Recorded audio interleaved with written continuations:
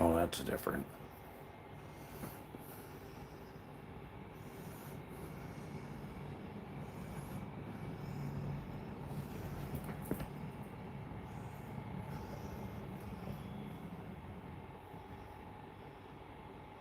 All right. Hey, I think we're live.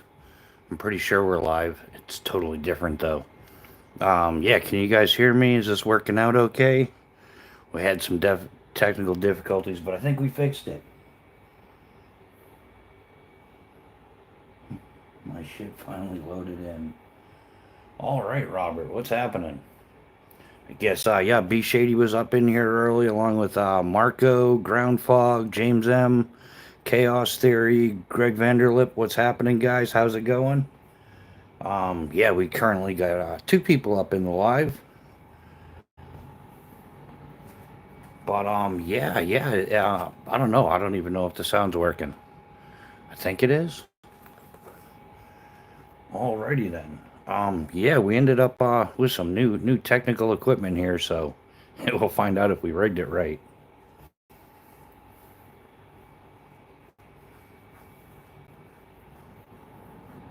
Oh, right on. Yeah, thanks, Greg. Appreciate that, man. Chaos Theory, what's happening, dude? Oh, Robert, thanks. We definitely appreciate that. Hoggy, what's happening, man? Yeah, I don't have a slingy thingy out, man. I've been man, my head is wrecked. Yeah, I guess we're trying to improve the channel, so and we were having problems with the interwebs there, not being adequate. So we were getting a lot of lagging stuff like that, difficulty loading sometimes. So Mrs. Bushcraft looked into the internet and she got us faster internet, and it's actually cheaper, and it was through our phone carrier. So she surprised me with a new phone, which is kind of awkward because I'm not into new phones. But yeah, she definitely hooked us up. But so since yesterday, I've been trying to get everything, redone, the email, the Instagram, all the YouTube stuff, and the passwords and the pin codes and the man, what a pain in the ass all this is. But hopefully it's better. I think it should be better. The numbers on the paper can't be lying, right? So yeah, so we got some got a new. I had my Note 9 pretty much since it came out, like a little over 8 years. It was kind of disintegrating though, so she decided that she would hook me up, and yeah, so I got a new phone. Best part is we didn't even have to pay for it. So yeah, Robert. Yeah, hopefully it'll be better. And I've been talking to some other people and sorting out some of the editing issues as well. But yeah, this should prove to be something better. I hope. I mean, it seems to be working. I can already. It's a little bit different, just how it's. I think it's picking up more, according to what I'm looking at. So, yeah, got a little bit more surface area with it. So yeah, one of the first things I figured we'd start with, full tang tactical that makes this chest rig. Um, Two of the major textile manufacturers are discontinuing the M81 Woodland. Now he is looking for another source. No guarantees, kind of hard to come by. It's not as popular as it used to be. So if you're a God's Plaid fan, if you're into the M81 Woodland, I would start picking that stuff up pretty quick because it might be one of those things. Once it's gone, or it's going to be in like extremely limited supplies. Yeah, exactly. Yeah, especially when there's only an 8 year time gap since I had to do any of that stuff. So yeah, I've been wrecking my head trying to get this thing working, and I think I've got it. Well, I shouldn't say I've got it figured out, but I've got it figured out enough so that it's working, I believe. Um, but yeah, that's kind of where we're at with that. Um, yeah, I don't know. The algorithm hasn't been very good to us lately, so I gotta start figuring out how to switch that around a little bit. Start adding some shorts and stuff like that. I don't know. I know it's like summertime, and you know, a lot of outdoors people are doing the outdoors thing. But wow, you know, I definitely I've taken a whooping on YouTube. So Thick Boy Tactical, how's it going, man? Welcome to the chat. How are you doing? Yeah, how is everybody doing tonight? I mean, anybody got anything going on this weekend? I know we got a few more halfway decent weekends before the cold weather starts kicking in again. I can't. Yeah, I gotta get out of here. Um, yeah, we're lucky if we get a few good weeks a year. Decent weather in New Hampshire. It's getting horrible. Um, yeah, I'm watching my grass. Yeah, exactly. I think that's what most of us are doing these days. And with all the inflation, who can afford to do anything? And it seems like, yeah, it's at one step forward, two steps back. At least that's the economic vibe.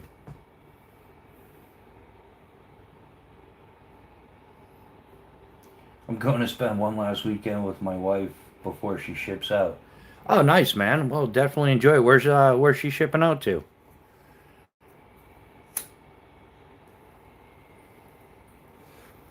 Although, yeah, I miss traveling. I'd much rather be around out and about than. I think that this is the longest I've been stationary in my entire life, and yeah, just I think yeah, just less than ideal location. Yeah, hopefully they start doing something about it, but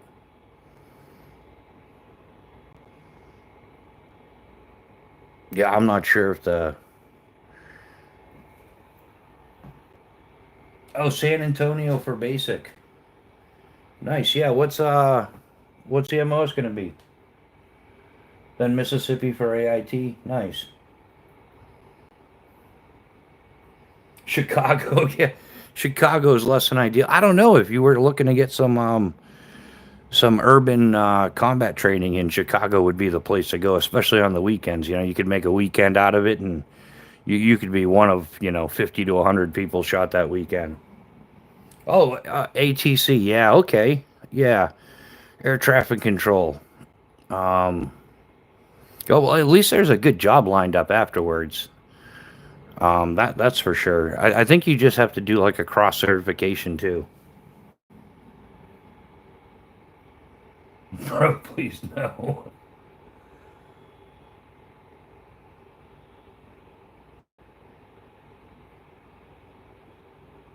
Right? Yeah, I don't know. Yeah, Chicago's that's another one of the places where the mayor's making the place go bankrupt. I already hate leaving my house. Yeah, I can imagine, man. Like yeah, that's one place. Like walking down the street, you get stopped. Why are you wearing plate armor? It's like, dude, why? Where do you think we're at? Like that's I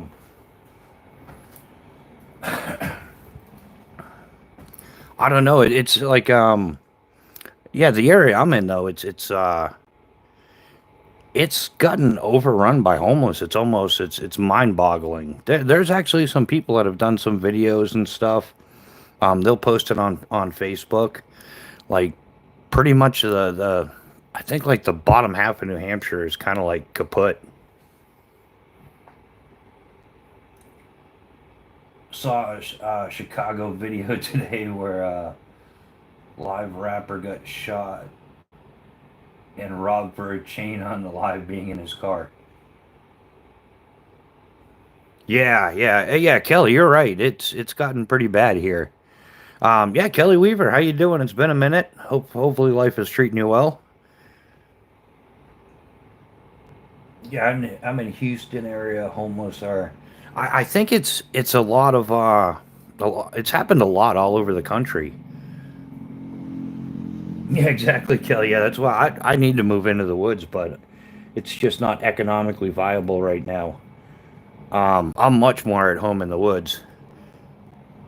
Be Shady, what's happening, man? Welcome to the chat. It's actually, oh wow, weird. I've done tons and tons of camping, and I've traveled the entire eastern seaboard from Maine to Key West, and stealth camped and camped the whole way, and I never really had a concern for it. But now I think I'm actually concerned about it. There's so much going on. Yeah, things aren't what they used to be. Like the whole country, if not the whole world, pivoted in 2020, and not in a good way. It has not been a happy thing.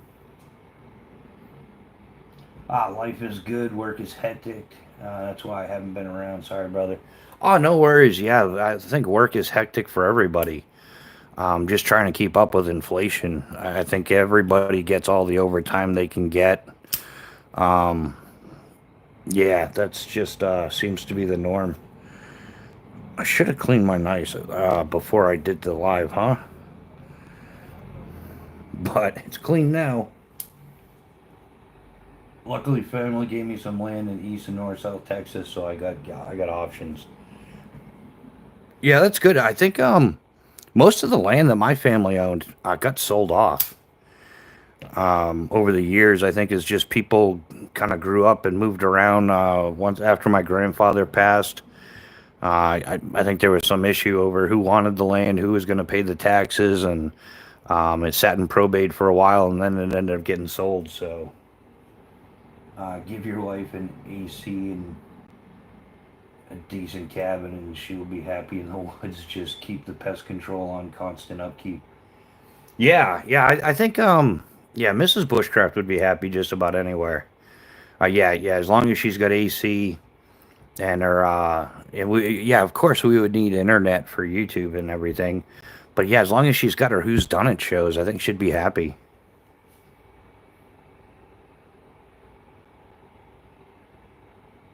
Yeah, finally back on 40 hours a week, still struggling with the foot injury, but we're making progress. Yeah, eggs are finally. I don't know what they are. I think they're somewhere around $5 or $6 a dozen around here. Um, I don't know. Mrs. Bushcraft does the grocery shopping.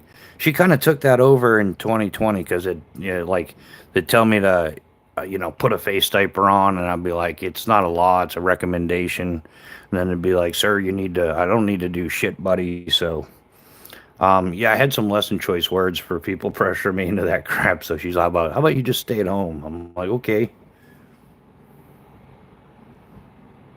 I'm selling 6 acres, and with that money, I'm getting my dream car. I'm gonna go travel with the wife on one of those European river cruises and save the rest. Yeah, that sounds cool. Those European river deals.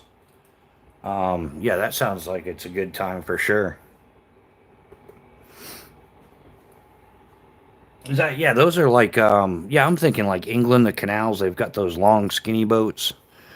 That they live in the canal and everything. I could do something like that. I had a bunch of friends, not a bunch, but a few friends when I lived in the Keys. They lived off their boats. That was pretty interesting.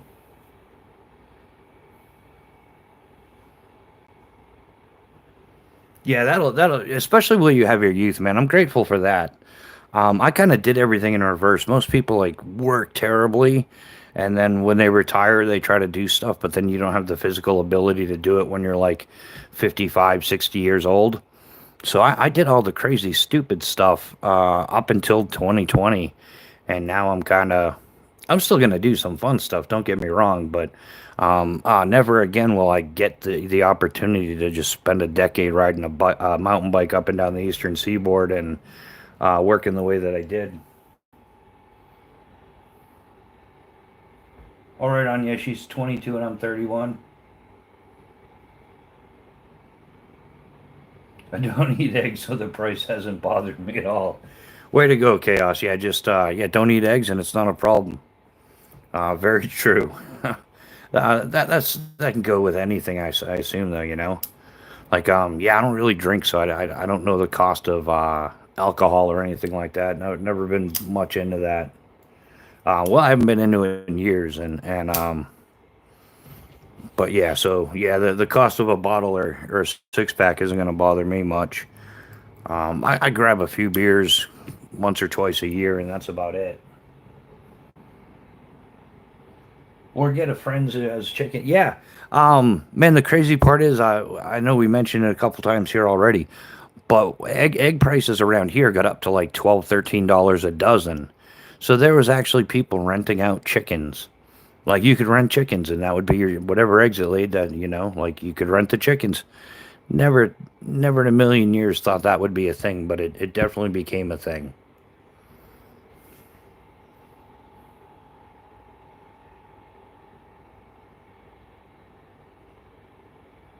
Oh, you just put a pocket. Yeah, I'll have to check it out, man.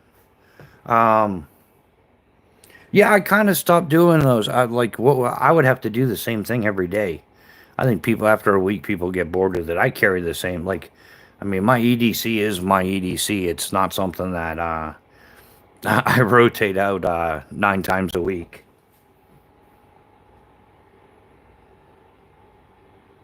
I grow blueberries and use them as a good. Yeah, yeah, blueberries are good, man. They're great, especially if they're more like wild than those overcultured ones. They're just like giant blueberries. Well, they look like giant blueberries, but then they're just like water. There's no flavor to them. I've picked a lot, like more blueberries than I care to count here in New Hampshire, like upstate New Hampshire and stuff. And yeah, once you get used to like original, real, like what blueberries are supposed to be, those farm grown ones just aren't that cool anymore.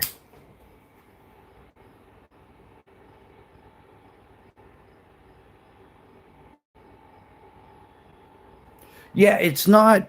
Yeah, Thick Boy Tactical. It's not that I'm tired to get new stuff. In fact, there's plenty of new stuff I need to get. It's the over consumerism that what do I need 200 knives for?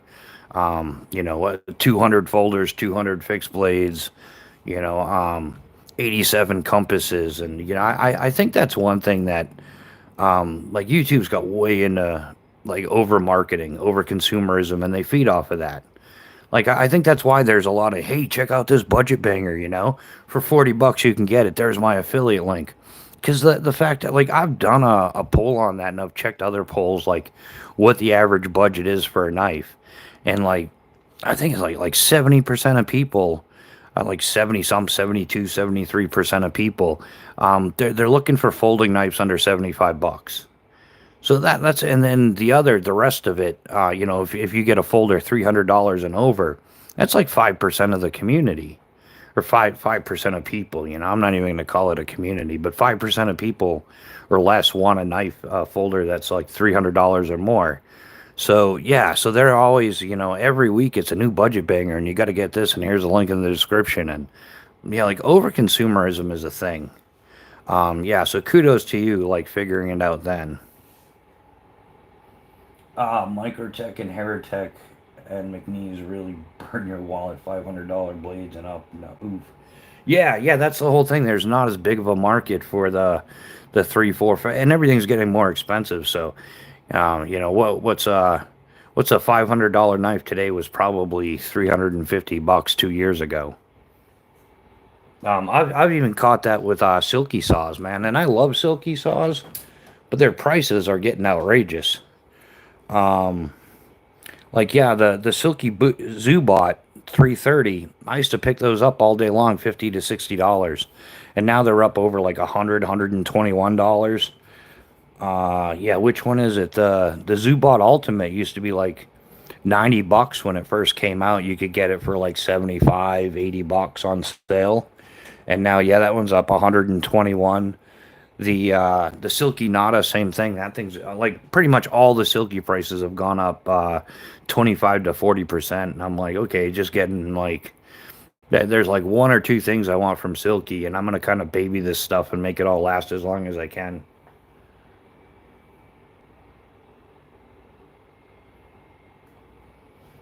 Yeah, Robert, collect gold. Gold will do it for you. Start stacking little 10th ounce coins or something, gold coins. And at least that way there you can turn around and get a good resale out of it.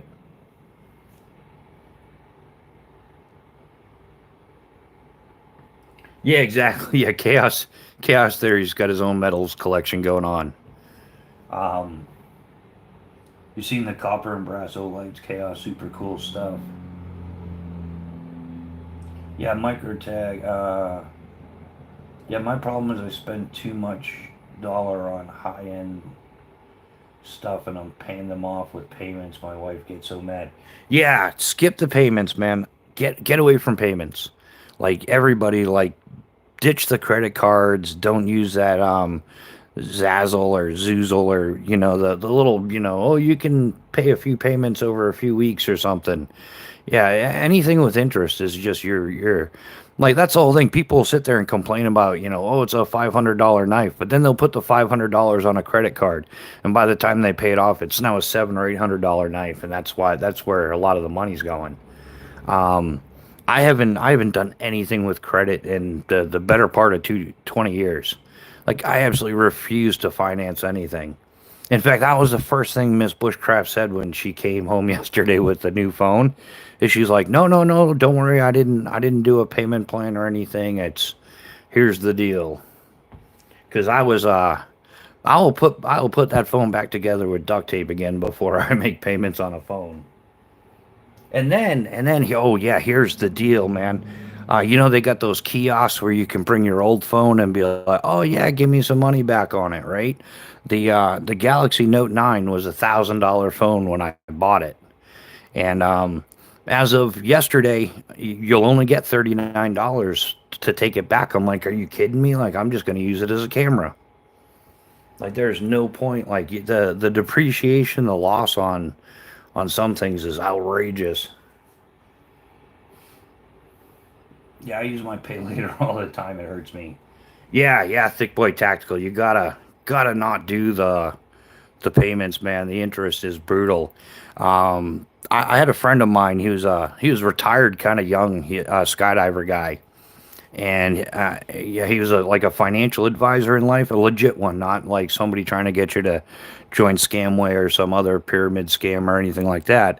The guy was legit, and I asked him, I said, "What's the best advice you can give somebody?" He goes, "Go home." He goes, "Because I used to use credit cards and everything, just like everybody else, and I filed everything, and I owned businesses and all that, so I kept really accurate financial records." And he told me, he says, "Go home, take out all your credit card receipts, all your loans, everything like that you're paying on, and add up all the interest." He goes, "Even if it takes you all weekend or a couple days to do it," he goes, "it's worth your time." And he goes, "For the last 2 years, add up all the interest, 100% of the interest from every credit card, personal loan, all that stuff.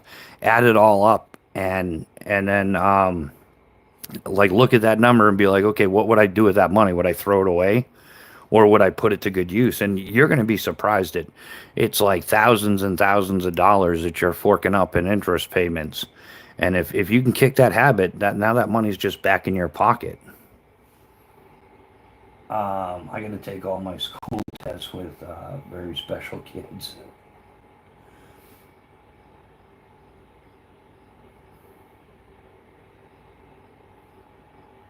Oh, who else came up in here? Ground Fog, how you doing, my man? Welcome to the chat.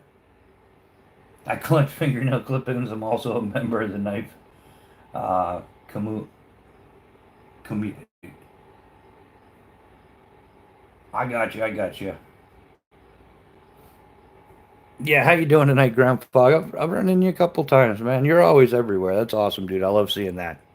Like huge active member in the community, always on top of stuff. Yeah, yeah. So that it's a great way to see things. Yeah, once you realize when you put it into like it's no big deal. It's 13 bucks on this card, but this one's another 37 bucks and $22, but you're paying that every month, and some of them are even higher, and it's worse now. Like 20 years ago, some of my stuff I had like less than 5% interest on credit cards and stuff, but credit cards now are like 15 as high as 30%. So yeah, it's a no-win scenario, and that's money. Like, oh man, even if you spent it on a knife collection, who cares? Like it's better than just throwing the money away.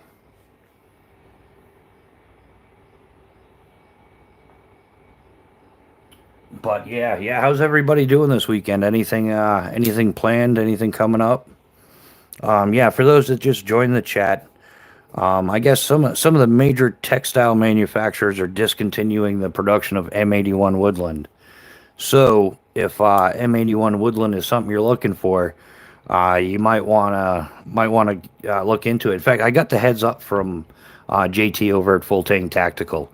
So yeah, thank him if you're shopping for M81 Woodland. You might want to grab it soon. Rock out with your lockout. How you doing, man? How is life treating you, brother? Awesome seeing you here.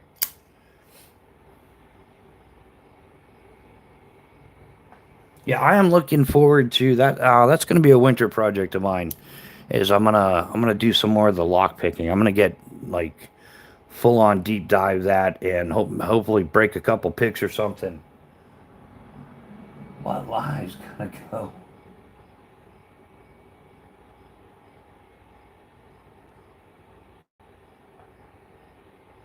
Well, hold on. Who's lying about what?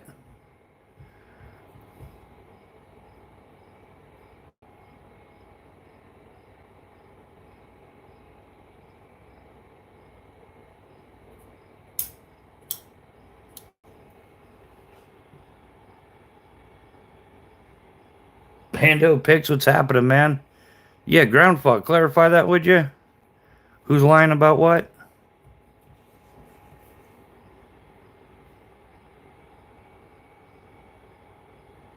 Life is good, brother. My oldest has their first baby last night. Oh, congratulations there.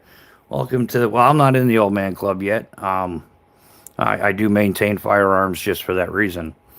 But no, I'm just kidding. Wow, you get in trouble saying that on YouTube nowadays.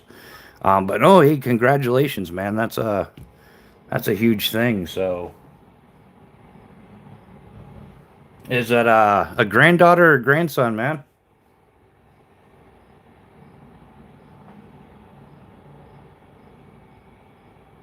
Oh, ground fog. I agree. There's, like I said, there's still going to be some of the smaller textile manufacturers are still going to make it in limited quantity. But I have a feeling it's going to have like an adverse effect on it. Obviously, the smaller the production, the higher the cost.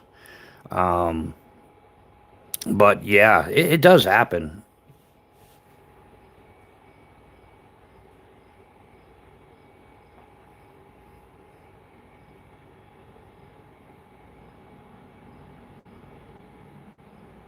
Oh, granddaughter Sarah, that's awesome, man. Congratulations again. That's getting to be a rare thing nowadays. Yeah, like nobody can afford to have kids, so there's a lot of people just not having kids, man. So that's awesome. I think that's been my saving grace is everybody's trying to keep life economically viable, so they're foregoing parenthood, which is a responsible decision. It's commendable, but it's not good for society overall. And I'd like to watch like man, my grandparents. I was an adult when for sure when my grandparents passed. So I'd like to see my grandkids grow up, but who knows? The way I do things. Yeah, I need a beverage.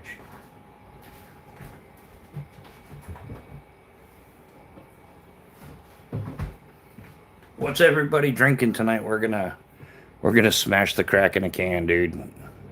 This does give a little bit more. Like this is wider. I set it up like the same way. I've got almost like my tripod set up memorized. So I tried setting it up the same way. But yeah, this is a whole lot more screen. Pando's kicking back the coffee right on, man. I might end up hitting that tonight as well. Well, oh yeah, that's the good stuff there. Oh no, this is Monster with the green M. Yeah, I'm just an original flavor kind of guy. Chaos is drinking the Mountain Dew Baja Blast. Yeah, give me coffee or give me death. That's how I am in the morning. I am definitely a morning coffee drinker, and I totally blame that on Miss Bushcraft. I kicked that habit for like 15 years, and then yeah, her and I just started drinking coffee in the morning, and it's a nice thing. I enjoy it. I'm not sure. Yeah, I don't know if I enjoy the coffee or if I just enjoy spending the morning with her. We talk about whatever. So yeah, I don't know if it's the coffee or her. I'll say her with the coffee. Red Bulls and iced coffee all day. Right on, Bando.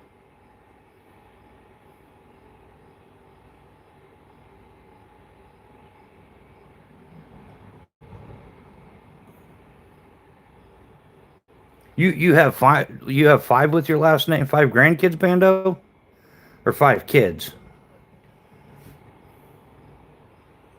Yeah, I'm talking like the younger, the like 18 to 28 crowd.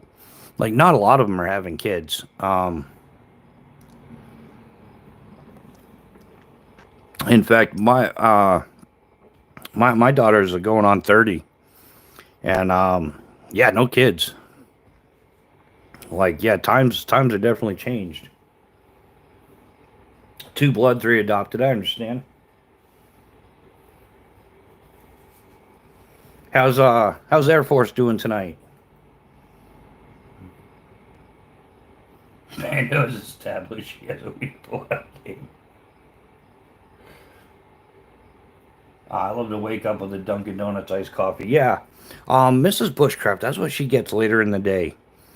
She's weird. She's weird because she'll drink hot coffee in the morning, sometimes later. But yeah, then she switches to iced coffee. But she gets the Dunkin' Donuts when she does get the iced coffee. I'm like, we have both those recipes at home. Like we have coffee and we have ice. Like we have the recipe. But for some reason, she gets that Dunkin' Donuts, man. Not she. My phone is chaos. We know it's you, man. But yeah, blame it on your phone. Why not? The rest of us do. Like, yeah, if you just say some absolutely off the chain stupid shit, just be like, oh, that was autocorrect. Absolutely, autocorrect every time.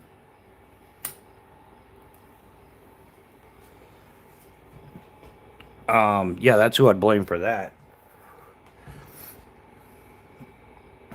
Kapow. Yeah, so the chest rig's coming along pretty well. Got the Phobos calcul up in there. It's just an elastic thing. If I want to make this permanent, I could put some zip ties through there. But I think I'm gonna get some adhesive Velcro still and put some hook Velcro on the back and just like plaster it on there. And then yeah, I've got all my fire starting stuff. Leatherman Surge.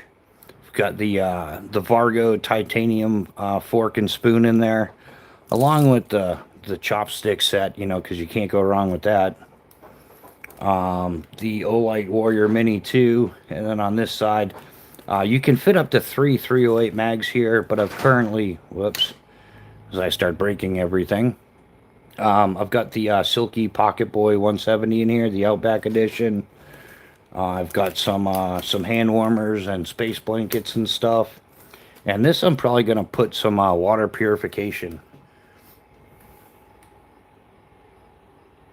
Yeah, Bando, idiot. I told you, send me your address, and I'll send you some crayons with fire starters. Um, oh yeah, hey, thanks, Ground Fog.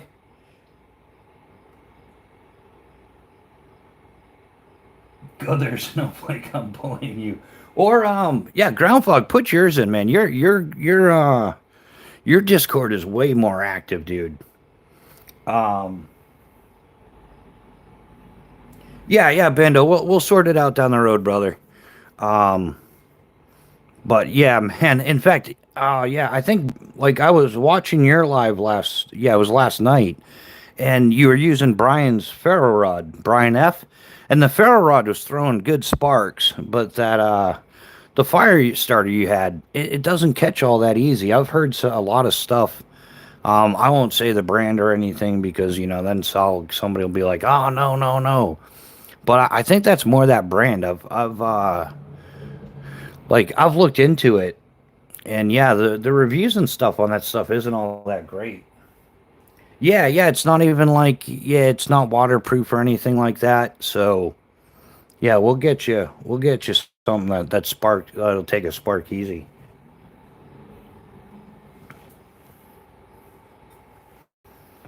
But yeah, so that's what I got going on. Nothing really in the front yet. That's going to be the next thing. I think that's mostly going to be like tactical treats and stuff. In fact, I literally think I've been checking out. There's a company that's Tactical Treats. It has like these protein enriched gummies. So instead of just eating sugar and crap, having a snack, it'll at least be some type of protein or whatever. And then I might throw some frog fuel in there, some stuff like that. Yeah, yeah. Well, it's their summer blend. You're less likely to need it. So, yeah. But for an emergency fire or something, I just did a flint and steel short, low flint and steel method. Not the most practical, but so. Yeah, yeah. Rock out. I'm the same way. A lot of that stuff is fun, and that's what it is. It's fun. I mean, it's I've talked to a lot of people about it, and you just get into certain environments where the humidity's so high that those little sparks aren't going to catch anything. Now, just the moisture in the air is going to be counterproductive to the flint and steel process, or like especially like a friction fire, like trying to do a bow drill fire, any type of friction fire. Yeah, like a high humidity area, and you're not gonna. It's just not gonna happen. Like there's like oh, where's it like the Amazon and stuff? It's almost impossible to start a fire. Like if you're in like a real tropical rainforest environment. I don't understand the seasonal blend for fire starting. I want all the fire. Yeah, exactly, ground fog. That's just hey, that's marketing for you though. And I bet you somebody's got like three different bug out bags based on their pyro putty. Yeah, they've got the summer blend, the transitional blend for spring and fall, and then the winter blend. Like it doesn't matter what time of the year it is. Yeah, when I want a fire, I want a fire. Just make it burn. Like it should be more than adequate. Yeah, I just use napalm. Um, yeah, there you go. Bando's admitting it. Yeah, they man, they threw in a free 8 pack of crayons. So I was like, yeah, send me the deluxe pack.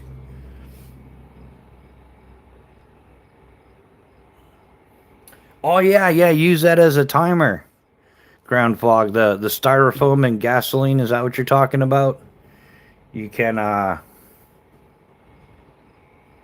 yeah, you can it depends on how thick the styrofoam cup is and how traditional the styrofoam is, but you can put gasoline in a styrofoam cup and within a few minutes you'd have to time it depending on what you're using. It melts the cup and then psh, goes all over the place and that way there it gives you a couple minutes to back up a few feet away from your campfire. You wouldn't use it for anything else though, right? Wink wink. Um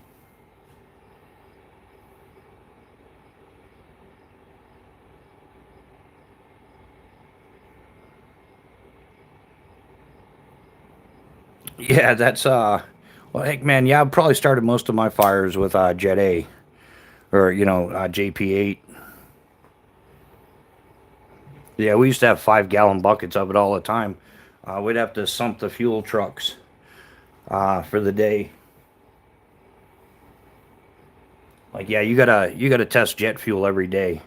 Make sure there's no water contaminants in it. So, yeah, clean fuel only for the aviation.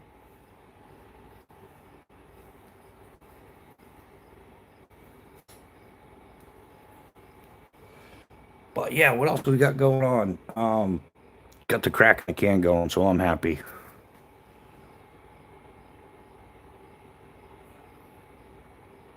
Oh yeah, yeah, Bando, that thing you're yeah.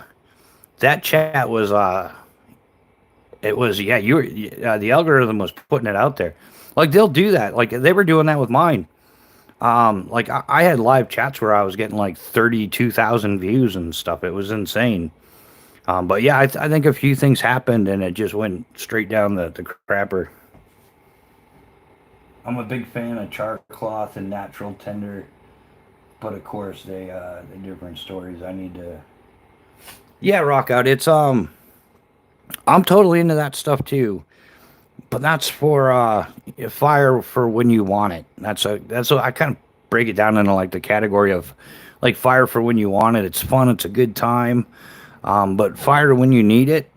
Yeah, I cut out all the playtime and just stuff that burns quick, easy. In fact, yeah, like the fire starters I make, you can start them with a ferro rod easily. We've done it literally hundreds of times on this channel now. Um, but when I want a fire, because no, yeah, like when I need a fire, I'm just pulling out a Bic lighter. Like I will stack up 3, 4 of those fire starters, light them all at once, and get.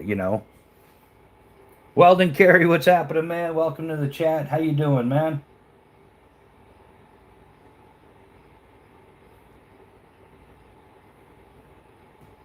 Yeah, yeah. Groundfog's got an awesome Discord going, and he knows how to do all the different categories. He's got it all broken down into different categories, so you can like jump into that category and start up a conversation, whether it's fire starting, survival, etc., etc. Um, yeah, he's got a great Discord thing going on there, and there's usually some people on there too. So yeah, I don't know what my Discord hasn't really. I don't really know how to run it and everything, so I just kind of like, yeah, I don't really do too much with it. But yeah, like I said, Ground Fog's got it going on. Weldon Carry's got an awesome. Weldon Carry, what's that deal with that knife company? I just saw your community post. Um, yeah, you're gonna be at a knife show, working as a rep for a knife company, right?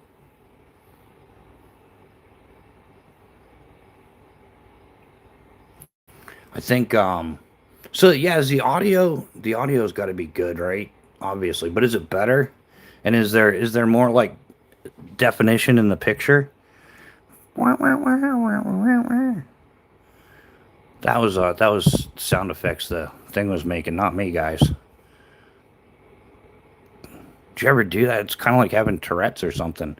Just yeah, you forget you're doing a live chat. You're hanging out with the guys. You start making stupid noises. I can't be the only one that's done that.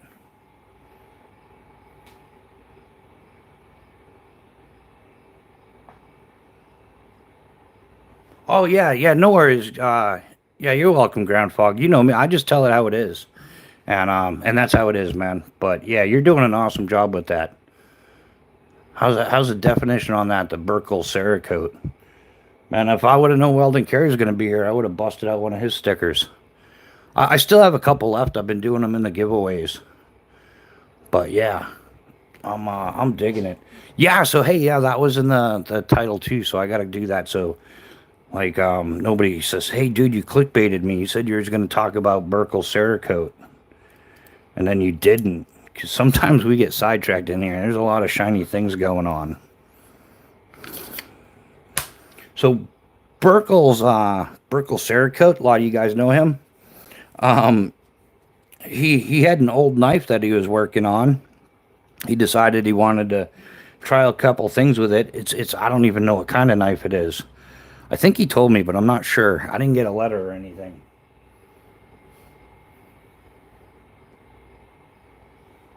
Oh, I think yeah, Bando. Um, so yeah, but he sent me this. Well, it came in this box. You guys know I suck at this unboxing thing. I'll never get it right. But nice little pouch and stuff. But the real purpose behind it was to check out the Cerakote job, and I think it's sweet. Has a nice We the People there. Let me see if I can get this going. Like I said, I don't even know what kind of knife it is, but it really gives me a chance to check out the Cerakote and mess around with it a little bit.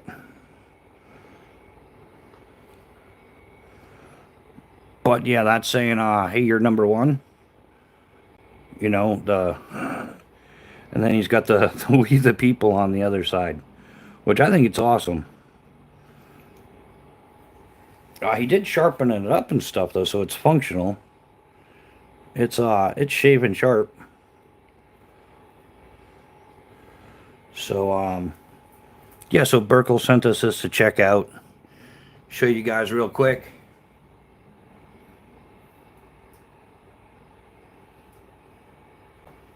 Um yeah, so that's pretty sweet. But yeah, he boxed it up real nice and everything. Came all just like he does all his stuff. So even when he's just sending out a free knife for somebody to check out, he makes sure it's good. And I've had the opportunity to talk to Buerkles, not just in his lives, but outside of his lives. And yeah, he's an awesome dude. Got some cool stuff going on. I don't know. I'll ask him. I don't know if he wanted me to keep this or if I can put it in a giveaway or something. I'll have to ask him and get back to you guys on that. I wouldn't want to You know what I mean? Like if you gave it to me as a gift, I wouldn't want to be, hey, thanks for the great gift, man, but I gave it away. That's kind of a Richard Cranium move if I've ever heard one, right? Yeah, he does great stuff, Buerkles. Yeah, once I get my kit done a little bit further, in fact, I might have to start shipping stuff out in portions, but yeah, I'm gonna end up having a bunch of stuff. I'm gonna get a Phobos knife Cerakoted. Yeah, just a bunch of stuff. I don't want to spoil it too much. Leave you guys some surprises, but that's the plan with that. Or I could put it more like this on it. And he sure is. Mrs. Bushcraft, she loves this sticker with the colors. I don't know. Maybe she digs it, but I'll give her the sticker. So, anybody got any outdoor stuff planned this weekend? Something coming up? I'm working on doing an outdoor collab video with Boondock, New Hampshire. He's up in northern New Hampshire. We're gonna get together and do some outdoor stuff. I gotta straighten out my kit a little bit, so I'm hoping to get a couple of outdoor videos done. We're looking at next month, like for September, which would be awesome. I really need to start doing those videos. I've done a couple. I don't know. Maybe I'll do a couple with this phone. Maybe I'll just do a couple of gear reviews with this phone. See how that works out. See how the audio is, because that was a problem. I know I need like a lapel mic or whatever.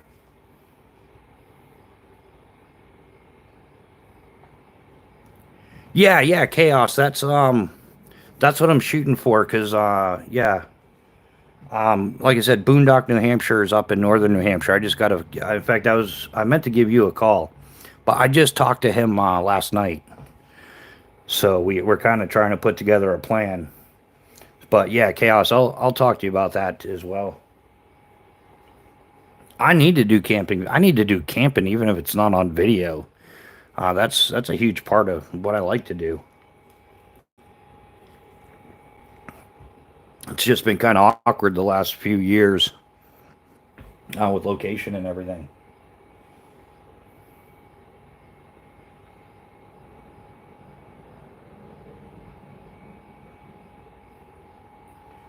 But yeah, anybody got anything planned for this weekend? Any camping, hiking, fishing, biking?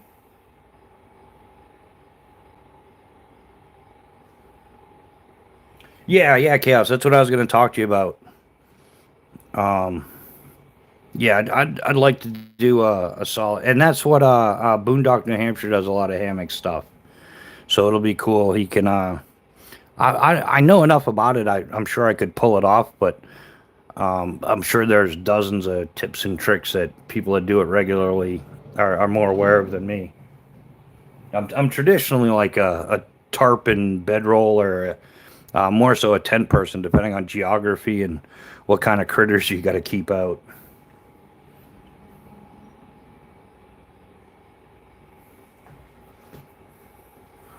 But yeah, so I'll talk to Buerkles, Cerakote about that. Yeah, what else is going on? Um, yeah, we're looking into some more of the technical stuff now. Mrs. Bushcraft's been helping me out with that, so that's definitely a cool thing. We should wonder if I can get this a little bit down more. Oh yeah, there we go. Yeah, we'll get this dial. It does have like a bit wider of a setup.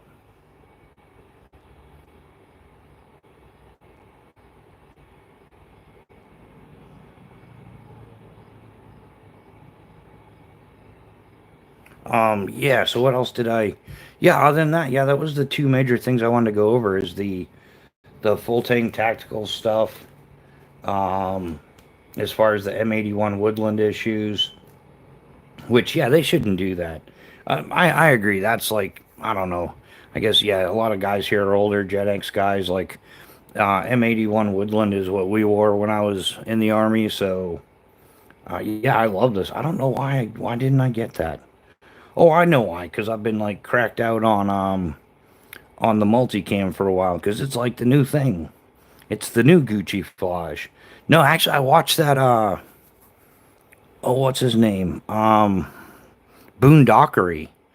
And yeah, he does everything. He's even figured out how to like spray paint the multicam pattern. So I was like, oh yeah, that's great. Yeah, yeah, Bando. It's a classic, and it's still highly effective. Yeah, yeah, camouflage and concealment, all that good stuff. Um, yeah, definitely a hot topic. But yeah, and that's like, just like when you talk about bug out bags and survival kits and stuff like that, camo goes right into that too. It's all based on your geography, what type of climate you live in. So yeah, what works in fall in New Hampshire isn't going to work in summer in Florida. I'm going to test the limits of my MSS system this winter. Snow slug sleeping. Yeah, ground fog. I've done that, man. It's a great system. It really is. Um, in fact, I've got the snug pack version of it. The SF system. It's got the bivy bag and wow.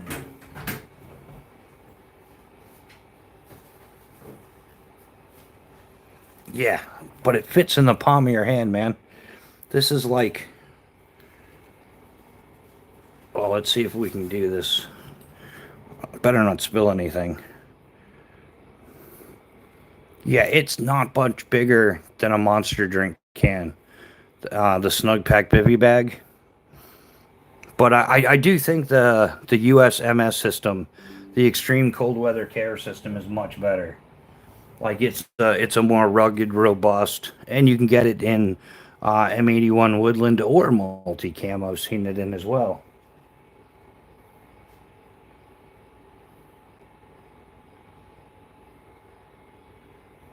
Yeah, ground fog. I would say just bring like a small tarp to like cover your head area and stuff, because you're gonna get a lot of wind in the face, stuff like that. Or like not even a tarp, like a rain poncho is the more traditional. Like, yeah, you set up your rain poncho for your cover, especially over your top half, and then yeah, set up the MSS system, and you're good to go, man. Yeah, if you got both bags going plus the bivy, yeah, you're good down to like 0 degrees, -10, something like that. Yeah, multicam black or woodland marpat. Yeah, the woodland marpat's pretty good. I like the multicam tropical as well.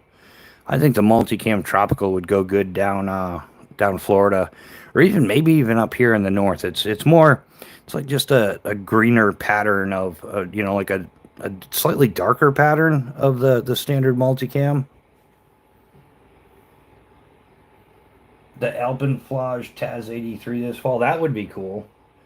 Yeah, Wild Things has they're out of North Conway, New Hampshire, and they have a sweet like what do you call it? It's not like a parka, but it's pretty close. But they have the multicam Alpine for the winter usage. That stuff looks pretty good. Yeah, Flectarn.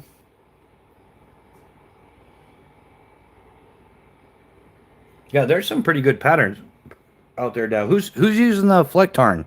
Isn't it like Poland or something? Aren't they using it? I forget who's using that. Or Finland, Poland, one of the lands, not Greenland though. I can't remember who. But yeah, so this is Buerkles. We'll bust this out again at another time. But I just got this in the mail today, so I wanted to show you guys. I'll definitely mess around with it, but I'm gonna talk to Buerkles about it. Get a little bit more information. But yeah, he's got the skeleton solo, your number one finger on that. Can you guys see that?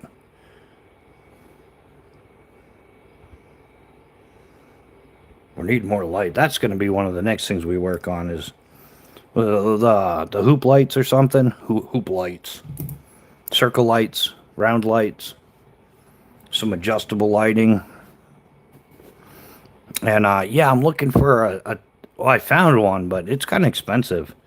But it's like oh, what's a good like the a work lamp, adjustable arms and stuff, but for your phone, and then it has a ring light around it.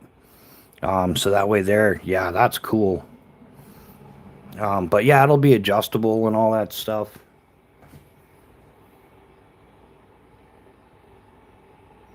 Americana Pipe Dream, they have all the camo from all over the world.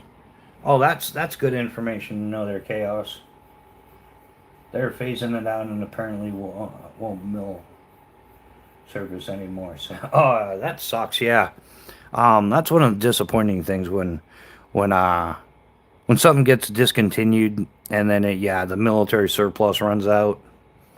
Or yeah, some of it's hard to get. I know they passed a bunch of laws pertaining to that because it used to be a thing that people would take like issue gear and go down to the local shops, the surplus shops, and just sell it off, tons of it. They used to bust supply guys doing that and everything.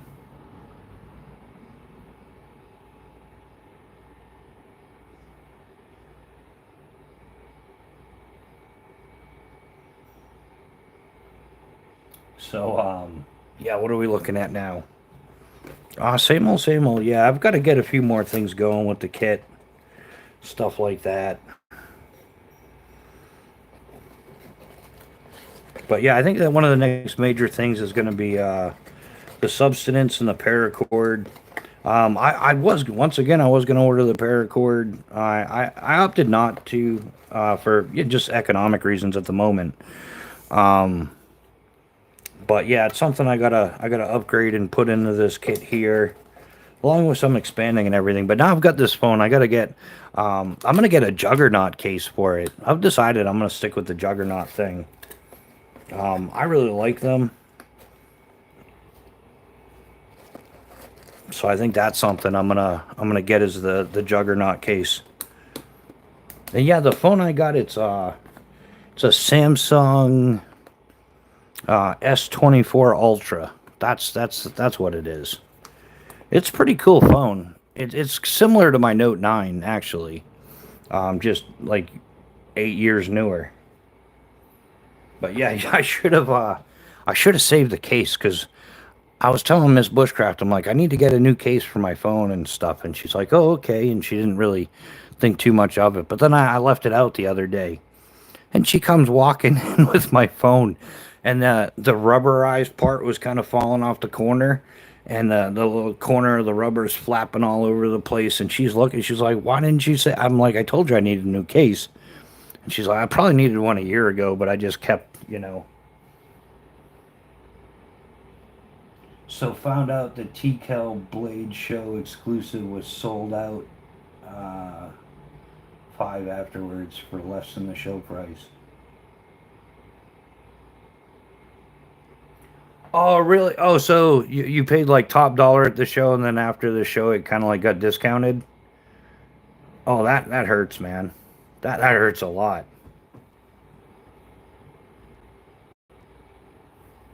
Yeah, that's definitely rough.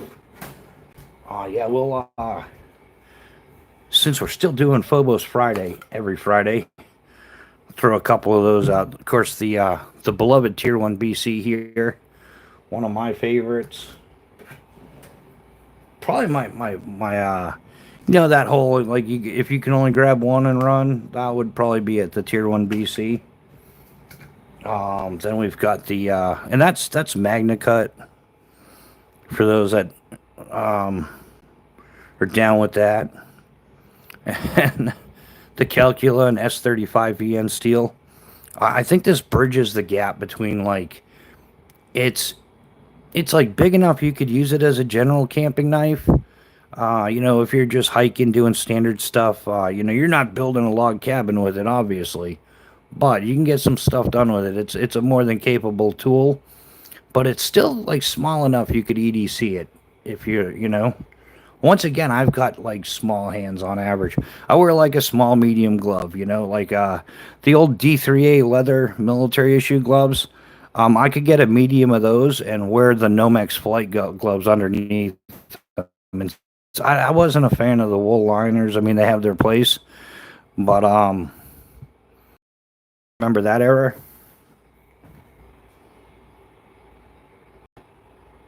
Open up, it's Pedro. Hey Pedro, how you doing, man? Welcome to the chat. How's life been treating you, my man? So yeah, and then did I say S35 VN, CPM S35 VN steel? Whoops.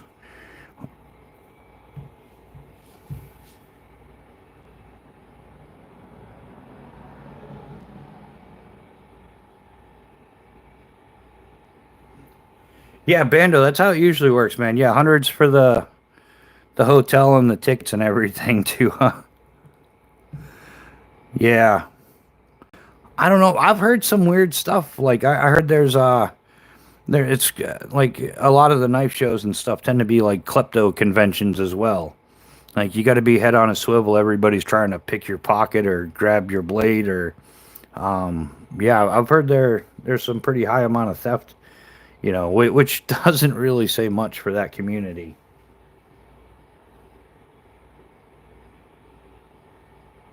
Oh yeah, yeah, and I mean any kind of long distance trip you do is gonna be, it's a learning experience, and it's one of those experiences it's hard to convey to people that have never done it. Like if you've never done a long distance adventure, whether you're, well, that doesn't go there. That wasn't my intentions. Um, there's one time at skydive camp, no kidding. But yeah, man, totally. Like, yeah, did you get to like experience any trail magic or anything like that? That's hard to explain to people. Like, it's weird. Yeah, like you can be sitting on the side, and this has literally happened to me. Um, I had like $11,000 cash on me. I had like this $10,000 backup. I had a thing with that, and so I had plenty of money. But I didn't have a spare tube. I was out of patches, the whole 9 yards, and I was like 100 miles from any bicycle shop, and that was looking up Google Maps and everything. So no matter what I was gonna do, I there was nothing. I pulled everything apart, and I tried wrapping tape around it. Like I had some electrical tape, so I tried to wrap an electrical tape around the tube, but that didn't work. And I thought I was just stranding there trying to figure it out, like going through one thing after another, trying to figure out how I was going to fix that bike tube. And then all of a sudden, like a roadie comes by, like a road cyclist, and he stopped and talked to me for a minute. He's like, "Look, man, I live about 20 miles away. I'm going to finish my ride." He goes, "Then I got to get ready for work, but I'm going to come back this way." So he's like, "I got to take a shower, get my stuff together for work." He goes, "But I used to mountain bike. Now I road bike." He's good. He had a couple of tubes in his garage still that would fit my bike. And I'm like, "Oh, okay, that's awesome. That's amazing." And then, about an hour and a half later, the guy starts coming down and just, and I offered him money. I'm like, "Look, dude, I'm not in that situation at all. Like, I can pay for it or whatever you want." But he brought his shop pump and everything, helped me change out the tire, like win-win for everybody.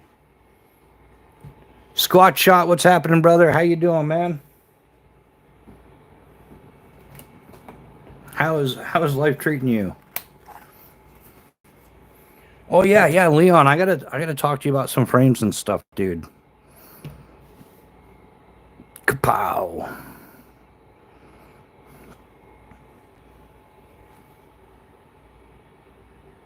How's Leon? You driving tomorrow or?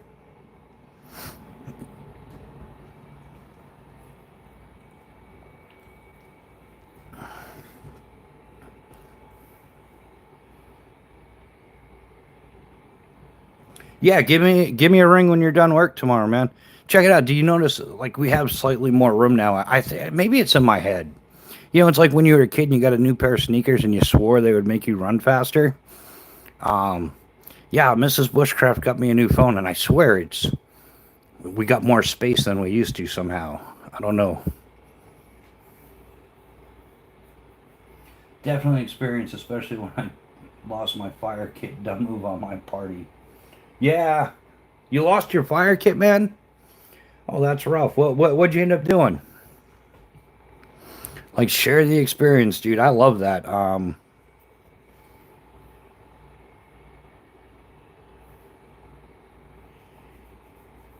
Yeah, right. Yeah, of course, Leon. Um, when you're right, you're right.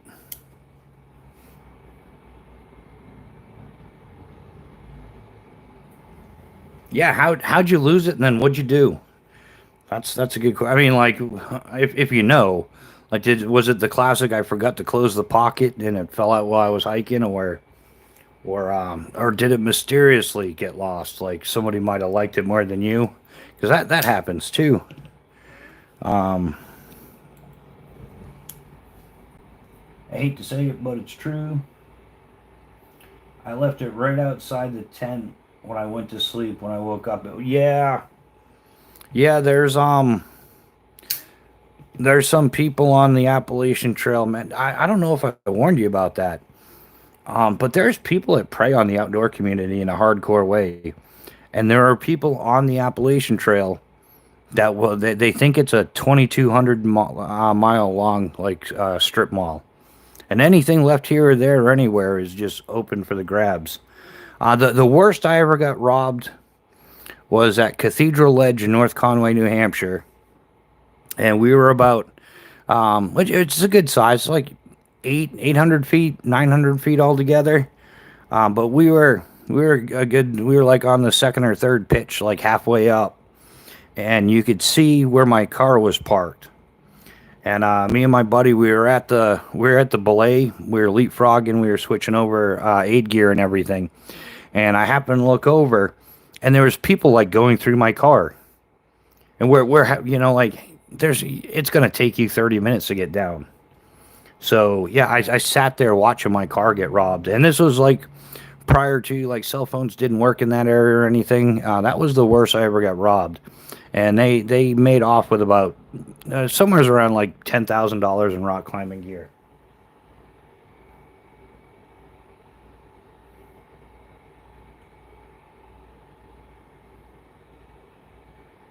Oh, you painfully tried the bow drill. How'd that work out? Kind of devastated. Yeah, Bando. That's a sad story too. Yeah, that sucks, man. So what was the price difference, if you don't mind me asking? Like, what was the show price versus what you could have got it for afterwards?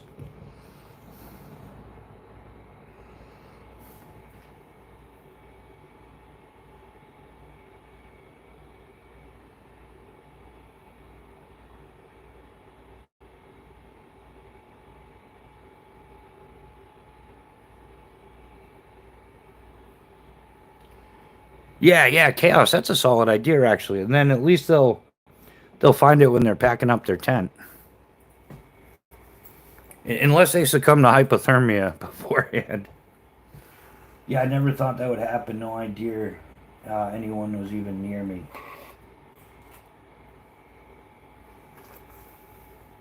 Oh, 375. Yeah, that's not horrible, horrible. I mean, it's not awesome, but it's not.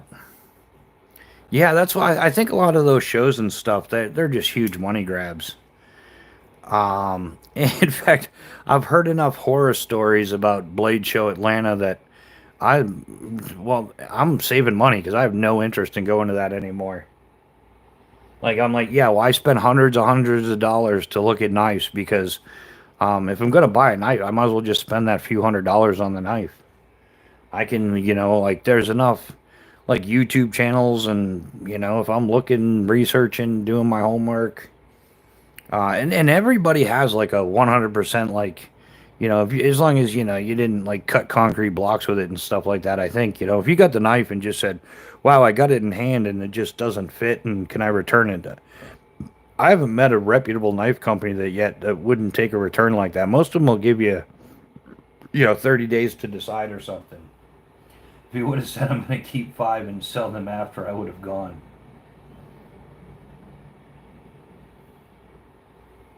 Oh yeah, yeah, no, I agree.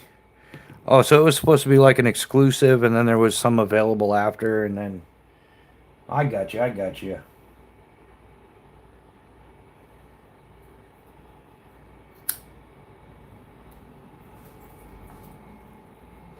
And then yeah, wasn't there?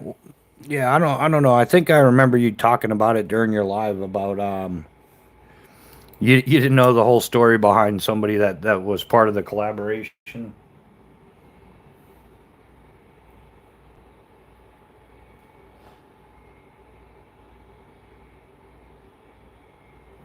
Kapow. What else we got going, guys? Not too much. Oh yeah, I did that Therm 5M, Cell Vault 5M, this thing here. I did leave this out because there's been a couple times I was gonna bust it out. But yeah, these things are cool. It's modular too. It's got like I don't have any of the AAA battery inserts, but it's got battery inserts for like 18 650s, 18 350s, CR123s, AAAs, and then underneath the trays, there's a spot for you to put CR2032s and stuff. So common in like optics. I think yeah, even my archery site takes those. So these come out real quick. And there's storage in the bottom there. There's you can fit 4 CR2032s in there, or similar size, button style batteries. So this is a cool thing.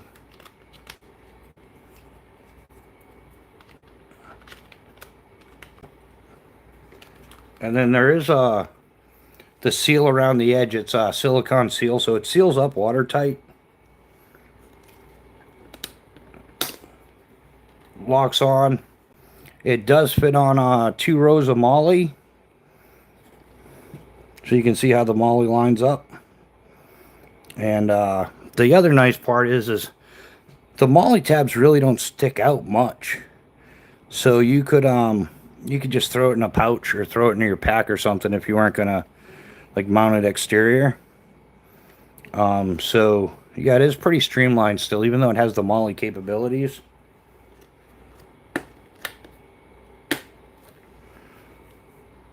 And that's how it pops open. And they have them in this OD, flat dark earth, and multicam. They didn't have multicam when I got this one. That's why I got the OD. But they're a little bit pricey, but they're worth it, man. If you're gonna mess around with lithium batteries in the outdoors, it keeps them 100% dry. I don't think it's submersible. It's like, so I'd say water resistant. I'd say waterproof, but not submersible, really.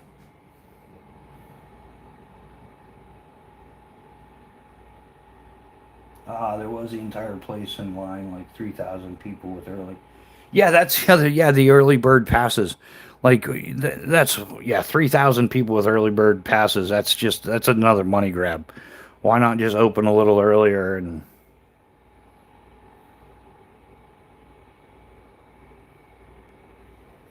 Yeah, so Chaos, you could rig this up. It's got all different. Let me grab them real quick. I think I got access to those.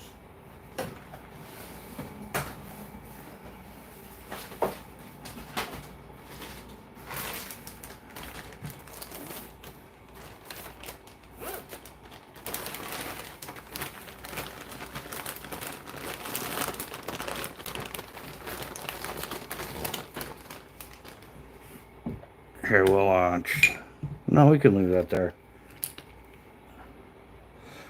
Yeah, so there's all different size inserts. Like this is a triple one for the CR123As. No, that's not right. Yeah, no, that is right. Or 18 350s. I can't remember. I don't have all the batteries. I forget what this small one is. But damn, yeah. There may be these, alright, yeah. Now I remember. These smaller ones, these will fit like two or three CR123s, like the long way. These ones are for 18 350s. These are 18 650s. And then they do have a new one out that's for the AAAs, which I haven't got yet, because they sell them in like packs. Like you get like, I don't remember, like you get like maybe 4 or 5 pieces in a like upgrade pack or something. Maybe it's 5. You get something like that. And then, but they've got the AAA ones, but they only include like the AAA holds 4 AAA batteries, but it only comes like 1 per pack. So you'd have to buy, if you wanted to put like 3 of them in there or something, you'd have to buy like 3 packs. I think they should sell them like, I don't know. It's not buying it like that, it's just not economically viable. They should do like, like you can buy like all 18650s. You can fit like four or five of them in the box. But yeah, if you're gonna mix it up between like CR123As, triple A's, then you've got the button batteries in there.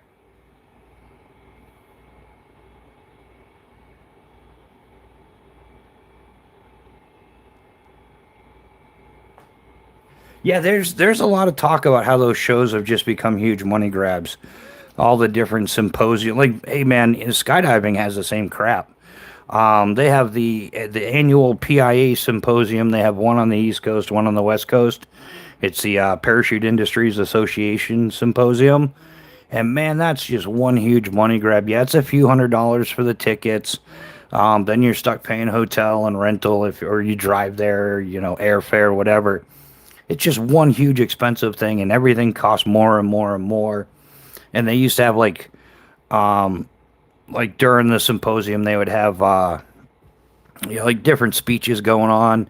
It used to be you can go to any one you wanted, but oh, now this one is a $20 ticket fee. That one's a $28 ticket fee, and you're like, yeah, but it cost me $300 just to be here for the ticket, And before you know, you spent 2 grand, and you're like, man, I could have got on the phone with that company, asked a few questions, and saved myself $2,000.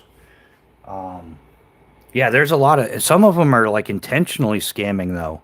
I'm not saying that Blade Show Atlanta's doing it, but they've set up some of those conventions, and it's not even the knife community. It's they've done it with the firearms and financial advisors and all that other stuff.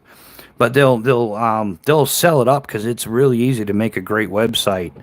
And then you buy the tickets and you go to find out that, oh, half the vendors pulled out last minute, and it's just ends up being a shit show. I'm pretty sure that's a technical term too. Yeah, that's what they're doing with some of that stuff. So, but they found out that like Blade Show Atlanta, thousands and thousands of people go there, and they want to spend their money, and they're willing to pay extra money to have that knife before the Joneses get it. So yeah, it's kind of I don't know.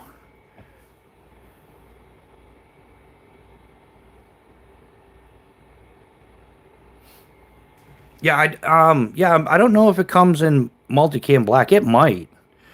I know they definitely have black. Yeah, they have like solid black, flat dark earth, OD green, regular multicam. They might have multicam black, but I'm not 100% sure.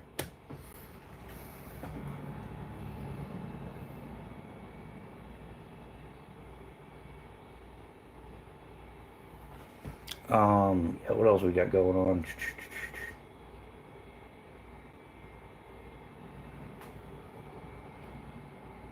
I had 14,000 people look at me last night. My whole episode will be about how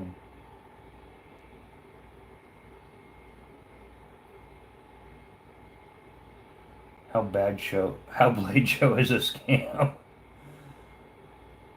Yeah, did you talk about that last night? I don't remember you getting into that. Um, but yeah, hey, it happens, man. Hey, maybe that'll help them to improve, though. If that's what's going on, then that's what's going on. If people are like, if you felt you spent X number of dollars to go to their Blade show, and it just turned out into a suck fest, then hey, if you're just giving your opinion of what you thought when you went.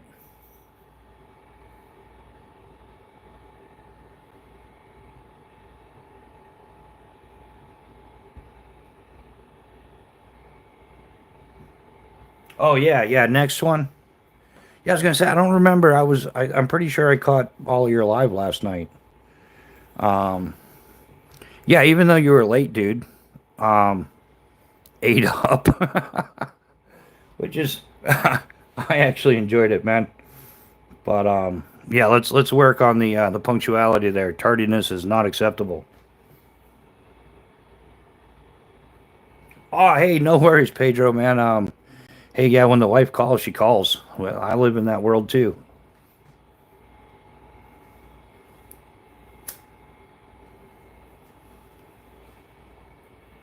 Oh, we were talking about therm cell vaults. Their battery cases. This is the 5M version. They've got others as well.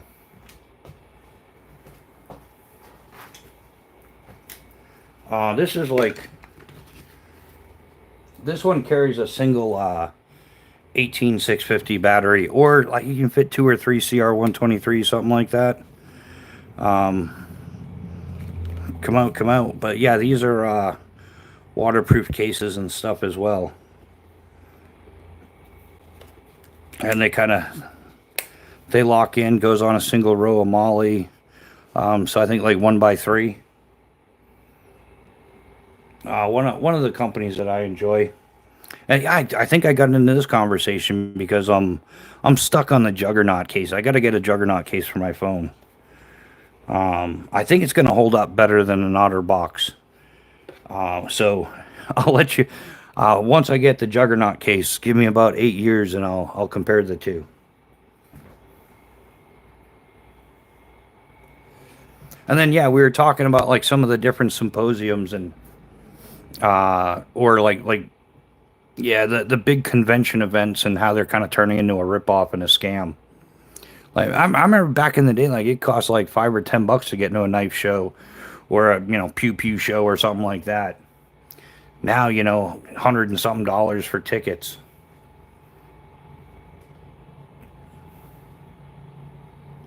But yeah, this is actually the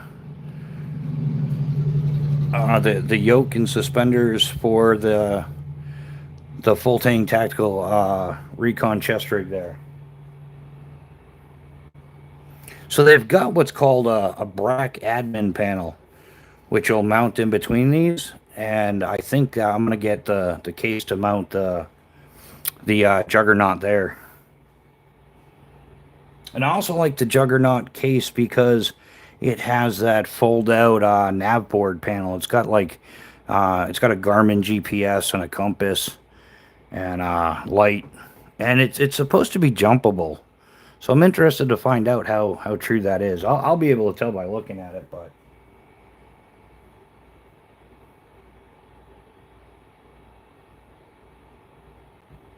I got some more head nets and a big cot size net recently. Bugs. Yeah, ground fog. That's solid. That's all this crap is useless if you're going insane from the skeeters. Yeah, dude, that's one of the most overlooked, like just that can make or break your whatever it is you're doing. Yeah, good mosquito head net. I've even seen. Have you seen the mittens? They're just like, and they're kind of like they're big enough so your hands still function, but it just seems goofy to me. But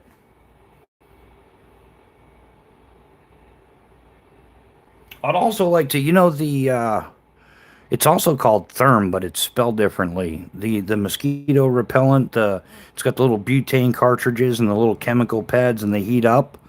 I think Nightcore has outdone them, and they have like an electric version of it because it's much easier to like recharge batteries, use like a battery bank and stuff on that than it is to come across those butane rechargeables. And those butane ones are just a whole bunch of waste. Like all those little butane cartridges, you end up tossing them.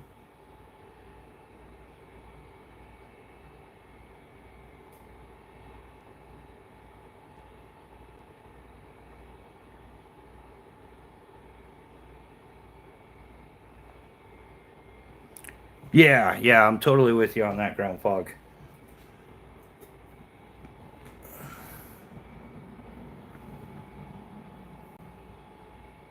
Yeah, I've been out where it's like, yeah, it's hot and humid, and you're kind of sitting in the tent, but the mosquitoes are out in full force, especially down in even in, like Maine. Like everybody talks about Florida, in Maine, some of the mosquitoes are as big as the moose. Not exaggerating, and they're coordinated too. They line up in squadrons and just roll off and dive bomb you one after another, and just endless onslaught of yeah, human suffrage from the mosquitoes.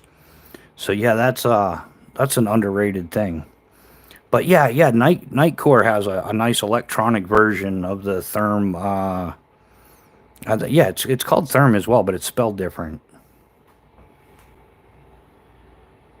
But yeah, they've got a nice one that's like I said, yeah. Instead of the batteries, you're using I mean, instead of the butane cartridges, you're using batteries. The mosquitoes in Florida are so big of I've seen them carry off small dogs. Yeah, they're definitely vicious down there, especially down by the Everglades and whatnot. Or pretty much anywhere in Florida. It's all low, swampy, marshy, a lot of stagnant water, a lot of breeding ground. Um, yeah, in fact, the mosquitoes were even like a serious problem down in the Keys, and so like bats eat like an insane amount of mosquitoes every night. So bats are cool. But there were no natural bats down in the Florida Keys, so they built these two like natural habitat towers, like this huge project. They built two huge towers, and they did the science on it, and all like in one day, a bunch of like super scientists went down and put all the bats into these bat towers, and then nighttime came and they went out, and they never came back. So yeah, nobody really understands that. But that's a nice little fun fact there. It's on the bat towers are on Lower Sugarloaf Key, and if you Google Map it, you can still Google Map the bat towers. It's Bat Tower Road on Lower Sugarloaf Key in Florida, but it's the Florida Keys.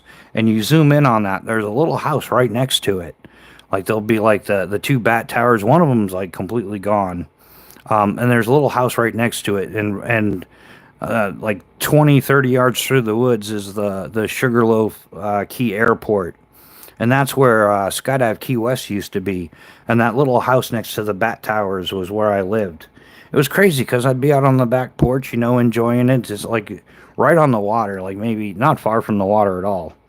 I don't know, 30 feet, 40 feet from the water, maybe a little more. But yeah, you can see that you've got a nice view from the deck and everything. And I'd be on the back deck having a couple beers, and the tourists checking out the bat towers would go, "Oh, what are you doing here?" It's like, "No, what are you doing here? It's private property." Salvo Fox, what's happening, man? Welcome to the chat. 23 bites on me from horsefly on a 4-day wild camp with no bug spray. Yeah, and that just, yeah, horseflies are like mosquitoes on steroids. Like, and there's no, I'm sure there's some like environmental purpose for them, but I think the world would be a better place without both of those critters.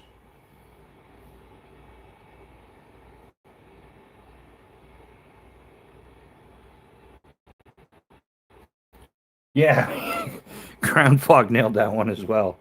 I'm trying to behave on here. Like I don't really care as much about what you guys say, but yeah, I'm trying not to be cussing and being foul and you know what I'm saying, guys.